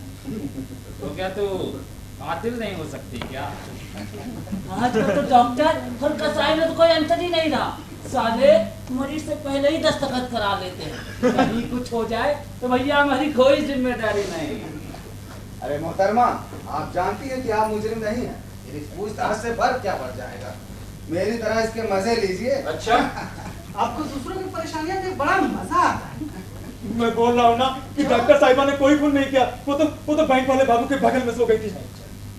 हाँ, मुझे याद आ रहा है कि उस दिन जब हम सब लेटे थे तब ये मेरी बाईं ओर सोई थी, और उस कॉमरेड के देखने के बाद ये मेरी दाहिनी ओर से आई थी। आपको तो याद है ना? हाँ। पूछिए। अरे हटिए हटिए, आप तब तक कुछ नहीं होगा, मैं पूछता हूँ। हाँ तो मैडम जी, उस दिन आप एक मरीज के बारे में बात कर रही थी, कोई बहुत बीमार था। जी, एक बच्ची थी। अच्छा, अब कैसी है? नहीं रही, 2 साल पहले ही गुजर गई। अरे बेचारी, उस वक्त तो बहुत बीमार थी ना, और आप जल्द से जल्द उसके पास अपने हॉस्पिटल जाना चाहती थी, नहीं? बिल्कुल। तो वहां से छूटते आप सीधे अपने हॉस्पिटल गई, ठीक है ना? ठीक है। अरे घंटा ठीक है, वहां से छूटे के 15 मिनट बाद ही आप सारे गवर्नर साहब के साथ कहीं जा रही थी। मैं जैसे ही अपने ट्रक से हाईवे पर पहुंचा तो पीछे से प्याऊ प्याऊ शुरू हो गया। मैंने गाड़ी साइड पर लगा दी। साला गवर्नर साहब का काफिला जा रहा था और उनकी बुलेट प्रूफ गाड़ी के पीछे खुली जीप में वर्दी वालों के साथ ये मैडम बैठी थी। कुछ बोलेंगी मैडम? ये सच है। तो फिर आपने झूठ क्यों बोला कि आप हॉस्पिटल गई थी? मैंने कोई झूठ नहीं बोला। अच्छा? मैं जिस तरह उस कैद खाने में कैद थी, उसी तरह वहां से बाहर निकलते ही कैद कर ली गई। कैद कर ली गई? जी, बाहरी गवर्नर साहब के गार्ड्स खड़े थे, मुझे उनके साथ जाना ही पड़ा। और यही कहाँ थी आप? गवर्नर साहब के घर। मैंने बताया ना, मैं उनकी फैमिली डॉक्टर हूँ। उस दिन गवर्नर साहब के फादर की हालत काफी नाजुक थी। फिर क्या, जो इलाज करना था किया और फिर सीधा अपने हॉस्पिटल चली गई, अपने मरीज के पास। और मैं कहूँ कि गवर्नर आपको उस कैदी के कत्ल का इनाम देने अपने घर ले गया तो? कहते रहिए, आपके कहने से क्या होता है? मैं बोल रहा हूँ ना कि डॉक्टर साहिबा ने कोई खून नहीं किया। बकरी कहता हूँ, तू बीच में मत बोल। और आप भी तमीज से बात कीजिए। तू साले मुझे तमीज सिखाएगा? मुझे भाई साहब, ये हो क्या रहा है? ऐसे ही दिमाग खराब हुआ जा रहा है और ऊपर से आप दोनों ऐसे तमाशों से कुछ होने वाला नहीं। बेहतर होगा कि हम सब यहाँ पर इन्वेस्टिगेटर मिल जाए। बिल्कुल, तुम दोनों से अपनी पूछताछ करके हमने क्या हासिल कर लिया? कोई नतीजा निकला उसका? अरे मैं तो पहले ही कह रहा ये शेक्सपियर महाशय का कोई शगुफा है। अच्छा, जब वो और मैं इस कुर्सी पर बैठे तब तो आप बड़े शौक से इस शगुफे में हिस्सा ले रहे थे। ओ प्लीज, आप लोग मशहूर हो जाइए। जैसे उस रात जागने वाले आप चार ही थे। हाँ, इसका मतलब ये हुआ कि खूनी आप में से कोई है या फिर खूनी को आप जानते हैं। चलिए अब ये बात भी साफ हो जाए तो अच्छा है कि ये बाकी चार उस रात वाकई गहरी नींद में थे या फिर किसी मौके की तलाश में। आप कहना क्या चाहते हैं? आप यहाँ पर बैठिए तो समझाता हूँ। मैं मुजरिमों की तरह उस कटघरे में नहीं बैठ सकता। ये कोई बात नहीं, हम खड़े खड़े पूछताछ कर लेते हैं। लेकिन मैं आपके सवालों के जवाब नहीं देना चाहता। मैं यहाँ इन्वेस्टिगेटर का इंतजार करना चाहूंगा। उसकी बारी भी आएगी साहब। इन्वेस्टिगेटर आज या कल में आपके बैंक में पहुंचने ही वाले हैं। आपकी भलाई के लिए कह रहा हूँ। उस असली ड्रामे से पहले इस नकली ड्रामे की थोड़ी रिहर्सल ही कर लीजिए। चलिए।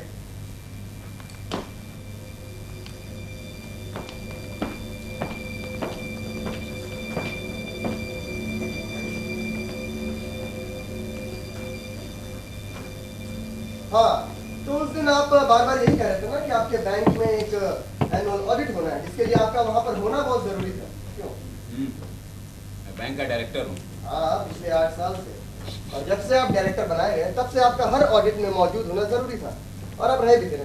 पर आपके इन सवालों का उस कॉमरेड के खून से क्या ताल्लुक है? आप भूल गए? अभी अभी ये ट्रक ड्राइवर महाशय ने आपके गवर्नर के घर जाने की बात से ये साबित करने की कोशिश की थी कि आप ही उस कॉमरेड के कातिल हैं।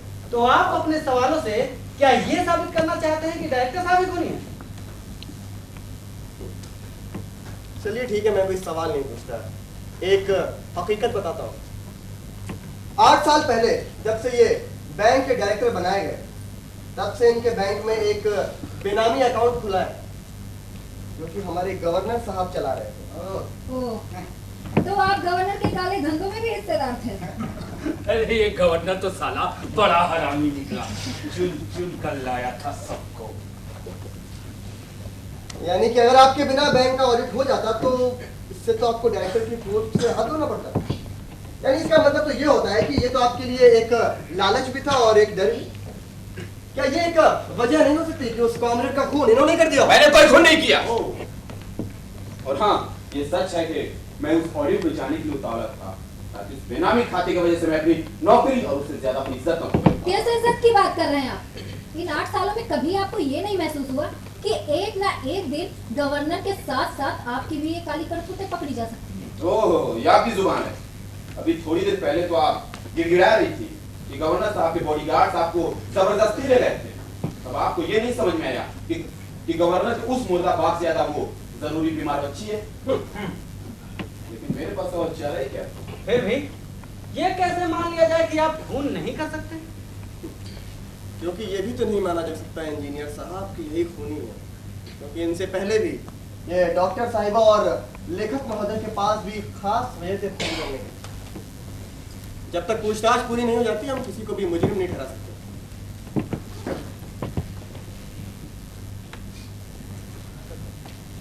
हाँ, तो आगे की कार्रवाई शुरू करें।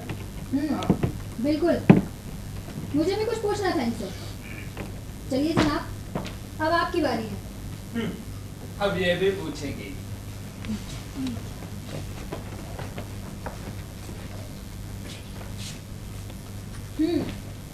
तो उस दिन के वो आखिरी पल एक बार फिर से याद करिए। हम सब अपनी अपनी जगह पर सो रहे थे और कॉमरेड तख्त पर पड़ा हुआ था।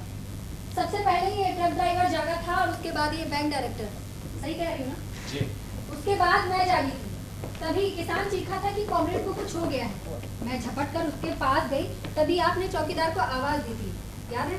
हो सकता है। हो सकता नहीं, हुआ था। आपने ही चौकीदार को आवाज दी थी।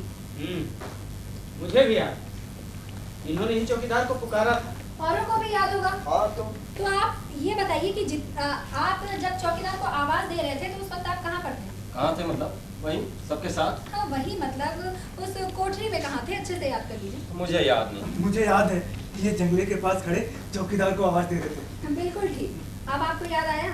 आप जंगले के पास खड़े थे। हो सकता है। हो सकता नहीं, आप जंगले के पास ही खड़े थे। साफ साफ कहिए, आप कहना क्या चाहती हैं? आप ये बताइए कि जितनी देर में मैं अपने बगल के उस तख्त तक भी नहीं पहुंची थी, उतनी देर में आप जाग कर इतनी दूर उस जंगले तक कैसे पहुंच गए थे? जी? आप बैंक डायरेक्टर के बगल में दूसरी ओर सोए हुए थे। पलक झपकते ही आप जंगले तक कैसे पहुंच गए? किसी ने आपको जाते हुए भी नहीं देखा। क्या मतलब है आपका? मतलब साफ है जनाब। कबूल कीजिए कि जिस वक्त हम सब लोग जागे थे, उस वक्त आप बैंक डायरेक्टर के बगल में नहीं बल्कि जंगले के पास खड़े थे। क्या बकवास है? बकवास नहीं, सच्चाई है। सच्चाई है कि जब हम लोग सो रहे थे तो आप जाग रहे थे नौकरी की तलाश में। ये झूठ है। ठीक है, मानते हैं ये झूठ है। तो आप ये बताइए कि जब सबसे पहले नाटककार जी से पूछताछ हो रही थी तो शायद आपने ही शुरुआत की थी और ये कहा था कि आपने उस रात किसी को कुछ बातें करते सुना है। तो इस बात की आप सफाई कैसे देंगे कि बाकी सब जो सो रहे थे किसी ने कुछ भी नहीं सुना सिवाय आपके? पर सबने कहा था। सबने क्या कहा था उसे छोड़िए और कबूल कीजिए कि उस वक्त आप अकेले थे जो जाग रहे थे, वो भी इतने चौकन्ने कि नाटककार जी की आवाज भी पहचान सकते। अरे वाह, ये अच्छी जबरदस्ती है। आप इस तरह मुंगड़न कहानी बनाकर मुझे मजबूर नहीं और कर आप भी इस बात से इनकार नहीं कर सकते हैं कि आपको होटल जाने की जल्दी इसलिए थी कि आपके होटल में चल रहे ड्रग्स के धंधों की पोल ना खुल जाए। जवाब दीजिए, ऐसा क्यों नहीं हो सकता कि कॉमरेड का कत्ल आपने ही किया हो? ऐसा इसलिए नहीं हो सकता क्योंकि ऐसा हुआ ही नहीं है। चाहे कोई माने या ना माने, मैं दावे के साथ कह सकता हूँ मैंने उस कॉमरेड का खून नहीं किया है, नहीं किया है, नहीं किया है। आप लोग मेरे क्यों नहीं मानते? मैंने उसे मारा है। ऑर्डर देखते नहीं, कोर्ट में मुकदमा चल रहा है। आप भी मजाक करने लगे। मौज चल रहा है। The fault, dear Brutus, is in ourselves that we are underlings. Ji? Ji, dear Brutus, we are underlings. जैसा उस कॉमरेड ने कहा, कीड़े मकोड़े हैं। अरे बैंक डायरेक्टर साहब ने तो कबूल कर लिया, पर आप इंजीनियर साहब उसे हंसी मजाक में टालने की कोशिश कर रहे हैं। आपके कहने का मतलब क्या है? आप इंजीनियर साहब जो उस कैद खाने में भी मेरी हर बात का मजाक उड़ाया करते थे, आप जिसने चमचागिरी के आगे ना कुछ पढ़ा है ना कुछ सीखा, जब दूसरों की जिंदगी की परतें खुलते देख रहे हैं तुम्हारे डर के हंसी मजाक के पीछे अपने आप को छुपाना चाहते हैं। मेरे पास छुपाने को है क्या? वो तो सामने आ ही जाएगा, पर आप क्योंकि यहाँ औरों से खुद को बड़ा समझते हैं, हमें खुशी होगी कि आप खुद कबूल कर लें कि आप गवर्नर साहब के वही कीड़े मकोड़े हैं। बस जब हम सब ने इस पूछताछ के लिए हामी भरी ली है तो बेहतर हुआ कि आप भी तैयार हो जाएं।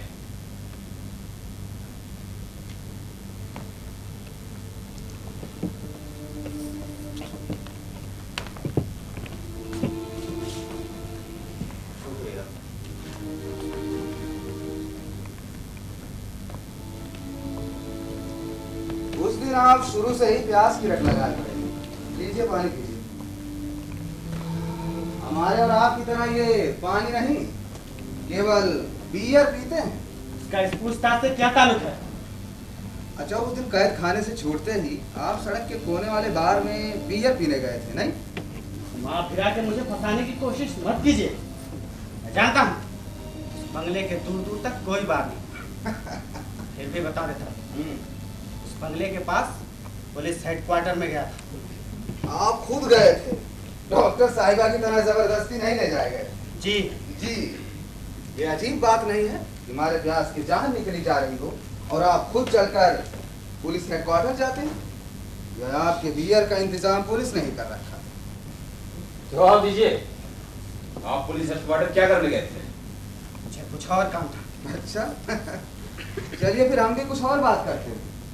जैसा कि हिटलर का उसूल था, हमारे आदरणीय गवर्नर साहब भी अपने बॉडीगार्ड्स को बहुत ही चुन चुन कर रखते थे। उनकी अपनी भरोसेमंदी और ईमानदारी के अलावा उनके खानदान की वफादारी को भी बारीकी से परखा जाता था। एक चक्रव्यूह की तरह गवर्नर साहब ने अपने चारों तरफ एक खास तरह का सुरक्षा घेरा बना रखा था।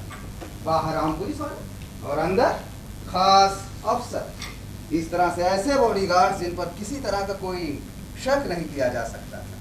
जनाब, आप ये इधर उधर ही किसे क्यों सुना रहे हैं? हाँ हाँ, सीधे सवाल क्यों नहीं पूछते? उस दिन जब कैदी तहखाने में धकेला गया, क्या आप जानते नहीं थे कि वो आपके सगे भाई का कातिल है? भाई का कातिल? ये क्या गोलमाल है? क्या ये सच नहीं है कि मरने वाले उन दो बॉडीगार्ड्स में आपका अपना सगा भाई भी मरा था? आपका भाई गवर्नर साहब का बॉडीगार्ड था। क्या ये सच नहीं है कि आप सोने का नाटक करते हुए बदला लेने की तलाश में थे? कि जिससे अपने हाथों से अपने सगे भाई के कातिल का गला घोट सके। हालात तो यही कहते हैं कि आप ये खूनी हो सकते हैं। क्या ये सच नहीं है कि एक मामूली डिप्लोमा होने के बावजूद पिछले 8 सालों से शहर के सबसे बड़े पत्थर मार्कों का ठेका आपको इसलिए दिया जाता है कि आप और आपका पूरा खानदान गवर्नर साहब के खास चमचों में से एक है। मैंने कोई झूठ नहीं किया।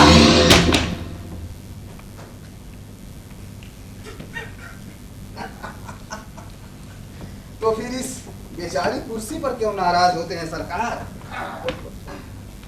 श्रीमान जी, सीधे साधे सवालों का जवाब देना ज्यादा मुश्किल होता है, समझ रहे हैं आप दोनों? जी बिल्कुल। इंजीनियर साहब देखिए, इतना परेशान मत होइए। अभी तक यहाँ पर किसी ने भी किसी को गुनहगार साबित नहीं किया है। हम सब जो उस तहखाने में मौजूद थे, सबके पास उस कॉमरेड से छुटकारा पाने की कोई ना कोई वजह जरूर थी। बस इतना पता लगाने की कोशिश की जा रही है। इसकी जरूरत औरों से इतनी ज्यादा थी कि जिसने उस कत्ल को अंजाम दिया। और वैसे भी आपको मालूम होना चाहिए कि इस तरह फर्नीचर के साथ हाथापाई करना अदालत की तौहीन माना जाता है। तो भाई साहब, आप लोग ही अपनी अदालती नौकरी खत्म कर लें तो बता दीजिएगा, मैं सो रहा हूँ।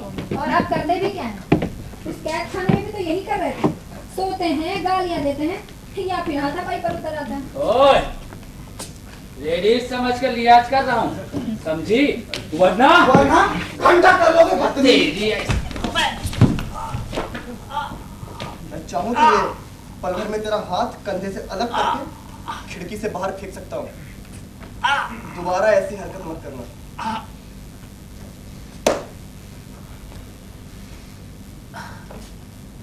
Carry on.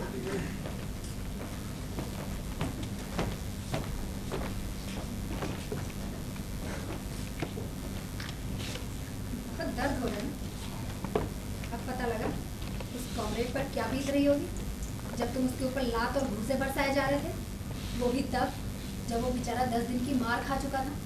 अगर मैं ये कहूँ कि तुम्हारी मार की वजह से ही उसकी जान गई तो? मेरी मार की वजह से? हाँ, हम सबने देखा। तुमने कितनी बेदर्दी से उसको जमीन पर पटक पटक कर मारा था, तभी वो बेहोश भी हो गया था। हाँ, मुझे भी याद आ रहा है कि उसके होश में आने के बाद भी ये उसे लगातार पीटता रहा।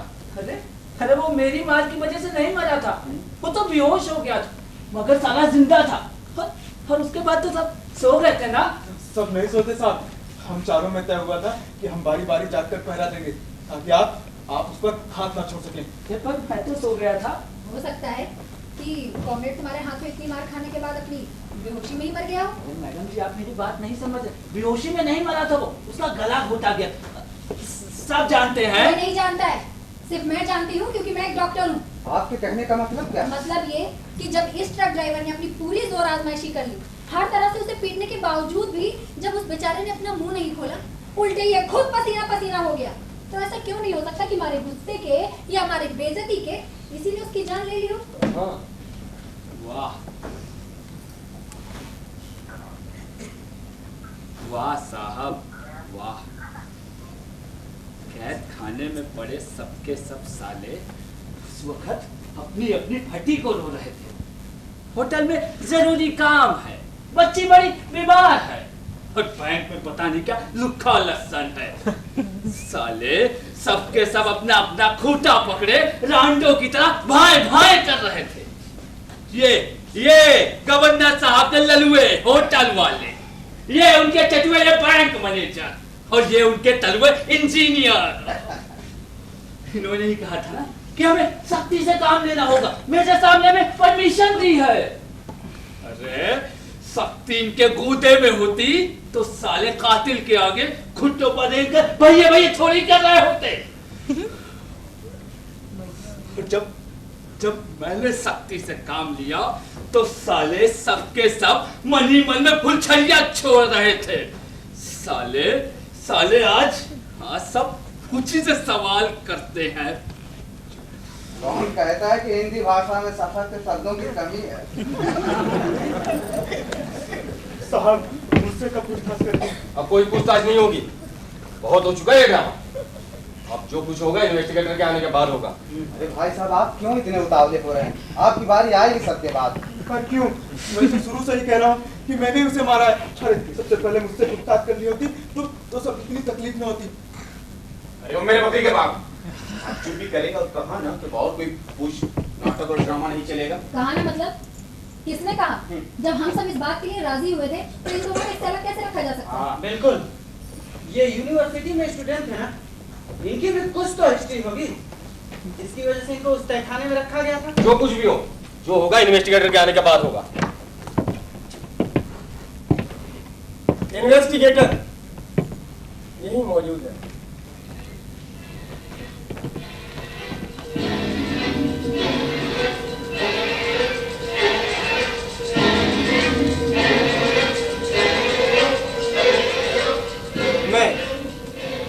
मैं हूँ वो इन्वेस्टिगेटर। आप जी। कहीं आप मजाक तो नहीं कर रहे हैं?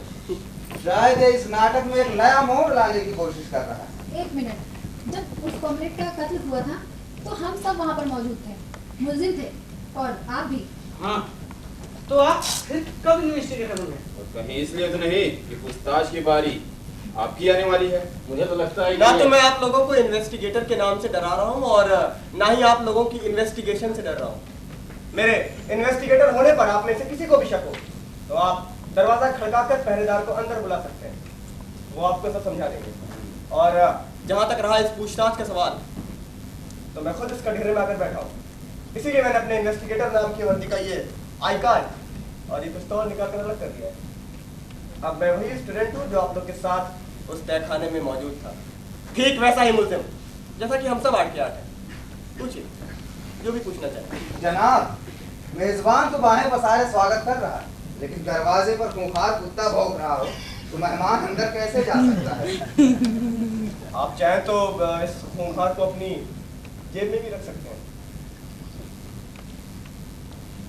फिर भी अगर हमारे मन में शंका जागी उठी है कि आप इन्वेस्टिगेटर हो सकते हैं तो पूछताछ करने में संकोच तो होगा ही। नहीं, कोई संकोच मत करिए।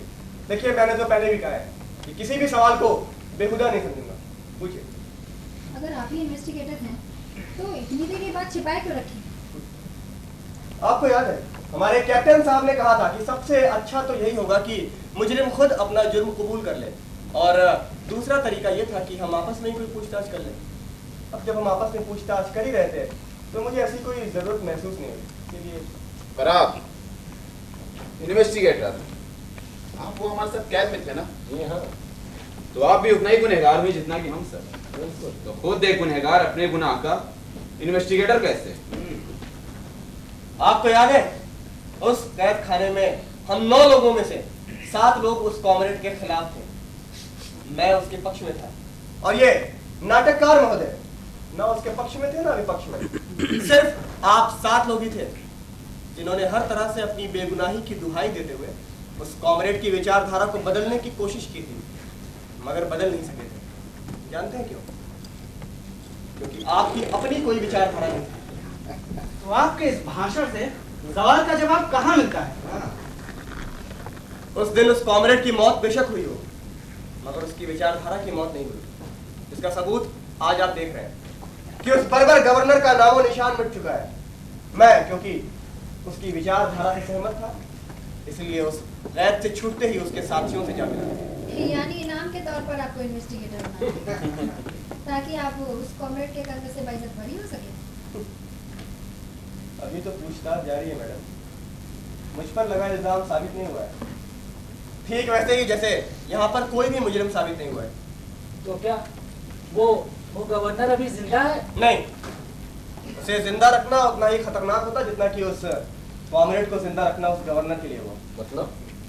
मतलब ये कि गवर्नर साहब की वो चाल उनके लिए महंगी पड़ी। जब हमारी यूनिवर्सिटी में उन्होंने ऐसा किया तो वहां से सैकड़ों कॉमरेड उठ खड़े हुए, ठीक वैसे ही जैसे कि उस कैद से छूटने के बाद मैं भी एक कॉमरेड बन गया। क्या मैं उठ सकता हूँ?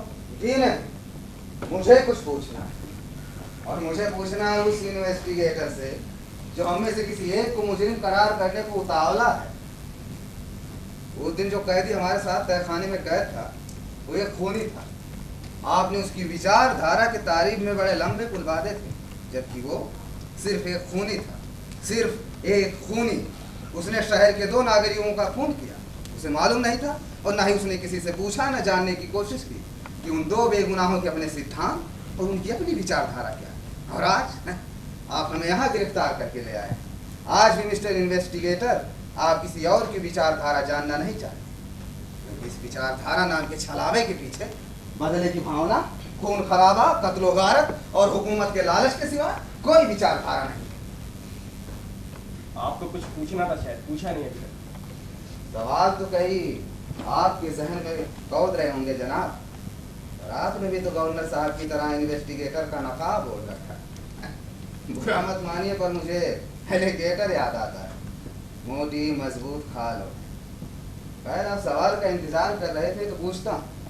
उस दिन आपके उस साथी खूनी कैदी ने ही कहा था ना, किसी एक की जिंदगी किसी दूसरे की जिंदगी से किसी भी मायने में कीमती नहीं हो सकती। ऐसे में आपकी ये विचारधारा उस खूनी के खूनी को, जो हम में से ही कोई एक है, उसे मुजरिम मानती है। तो आप ही बताइए, आपकी इस विचारधारा से प्रभावित होकर हम में से किसी ने भी उस खूनी को मुजरिम मानकर उसका खून कर दिया, तो आपकी विचारधारा और हम में छिपे किसी मुजरिम की विचारधारा में अंतर क्या है? सबसे बड़ा अंतर तो ये है नाटककार महोदय कि यहाँ इस कैद खाने में आपका वो खूनी निडर होकर और अपनी विचारधारा में पूरा विश्वास रखकर अपना जुर्म कबूल नहीं कर रहा।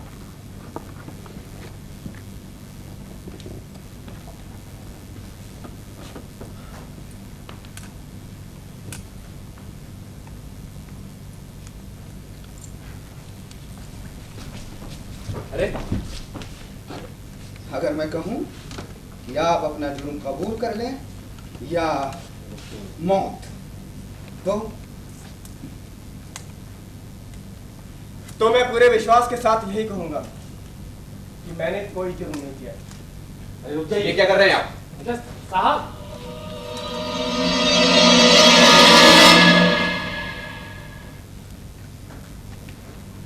मुझे और इससे कुछ नहीं पूछना।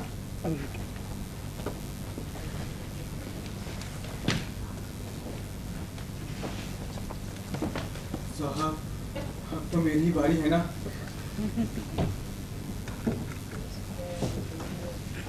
मुझे नहीं लगता कि उसकी कोई जरूरत है। ये क्या बात है? अगर हम सब के पास उस कैदी के कत्ल की वजह थी तो इसके पास क्यों नहीं? जी हाँ, अगर इस पर शक नहीं किया जा सकता था तो लाए क्यों गया? आपने ही कहा था कि हम में से खूनी कोई भी हो सकता है। हाँ, और बाकी सब तो साले कुछ बोलना ही नहीं चाहते थे। वो खुद ही बताना चाह रहा है तो उसकी सुननी तो पड़ेगी ही। हाँ साहब, आपने वादा किया था कि सबके बाद मेरी बारी आएगी। ठीक है, आइए। नहीं साहब, मैं सब कुछ करके बताऊंगा, तभी आपको यकीन होगा। करके मतलब? हाँ, आप जरा हाथ लगाइए।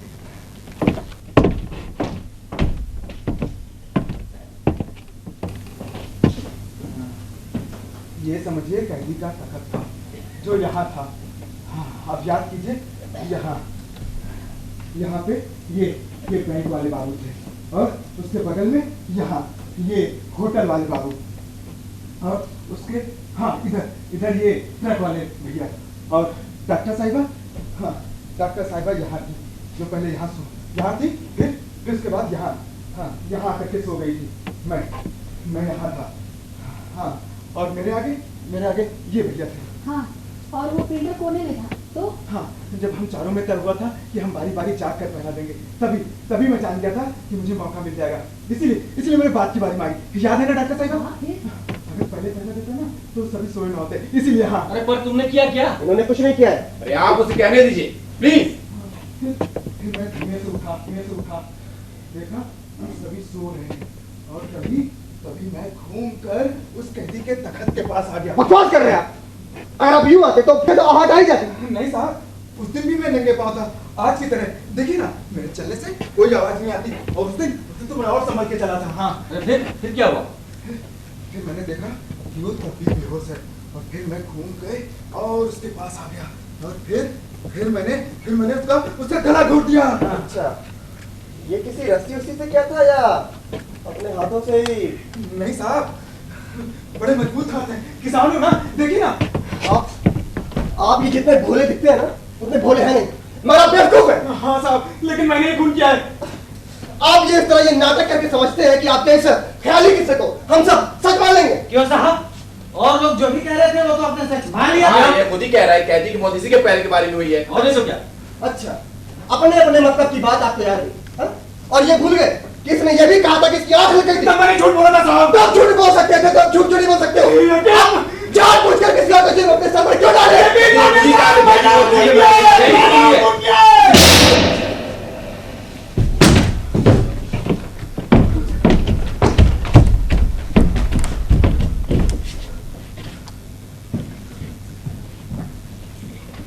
सर, अभी गोली चलने की आवाज आई। हाँ।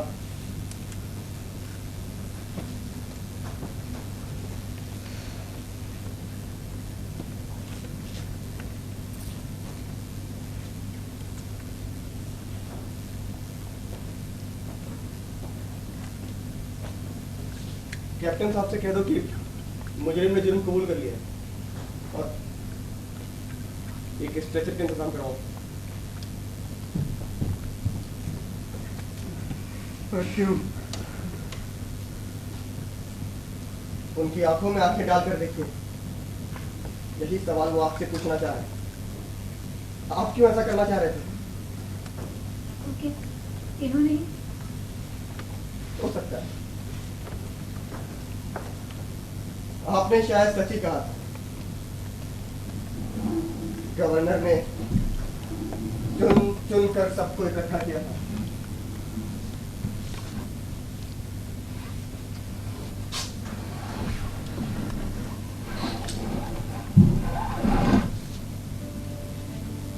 सिर्फ 3 लोग ही थे, आप, वो प्रिंटर और ये किसान, जो पूरी तरह से बेगुनाह थे।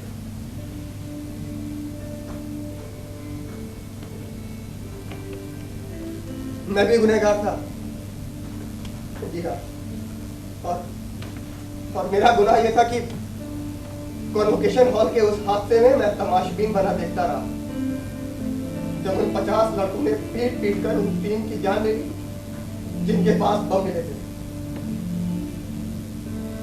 शायद ये नाटककार महोदय भी तमाशबीन बने देखते नहीं रहना चाहते थे जब आप 3 बेगुनाह लोगों में से एक खुदकुशी कर चुका हो, और दूसरा ये आप सबकी जिंदगी के लिए अपनी जिंदगी को कुर्बान करने को राजी। उस दिन इन्होंने कहा था ना कि उस काल कोठरी से आजाद हो जाएंगे, मगर कभी आजाद नहीं हो पाएंगे। आज भी वो दरवाजा खुला है, आप सब आजाद हैं, मगर शायद तब तक आजाद नहीं हो पाएंगे जब तक अपने जमीर की आवाज को या अपनी अंतरात्मा को आजाद नहीं कर पाएंगे।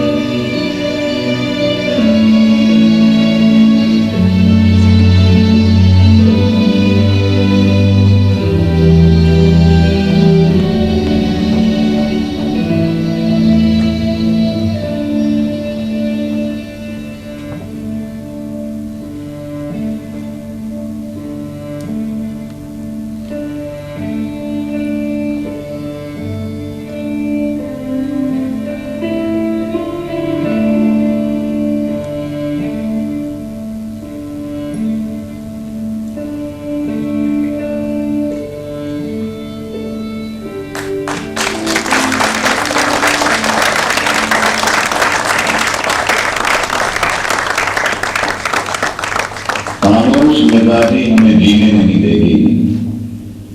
इस दौर में जीना है तो प्रोग्राम मचा दो।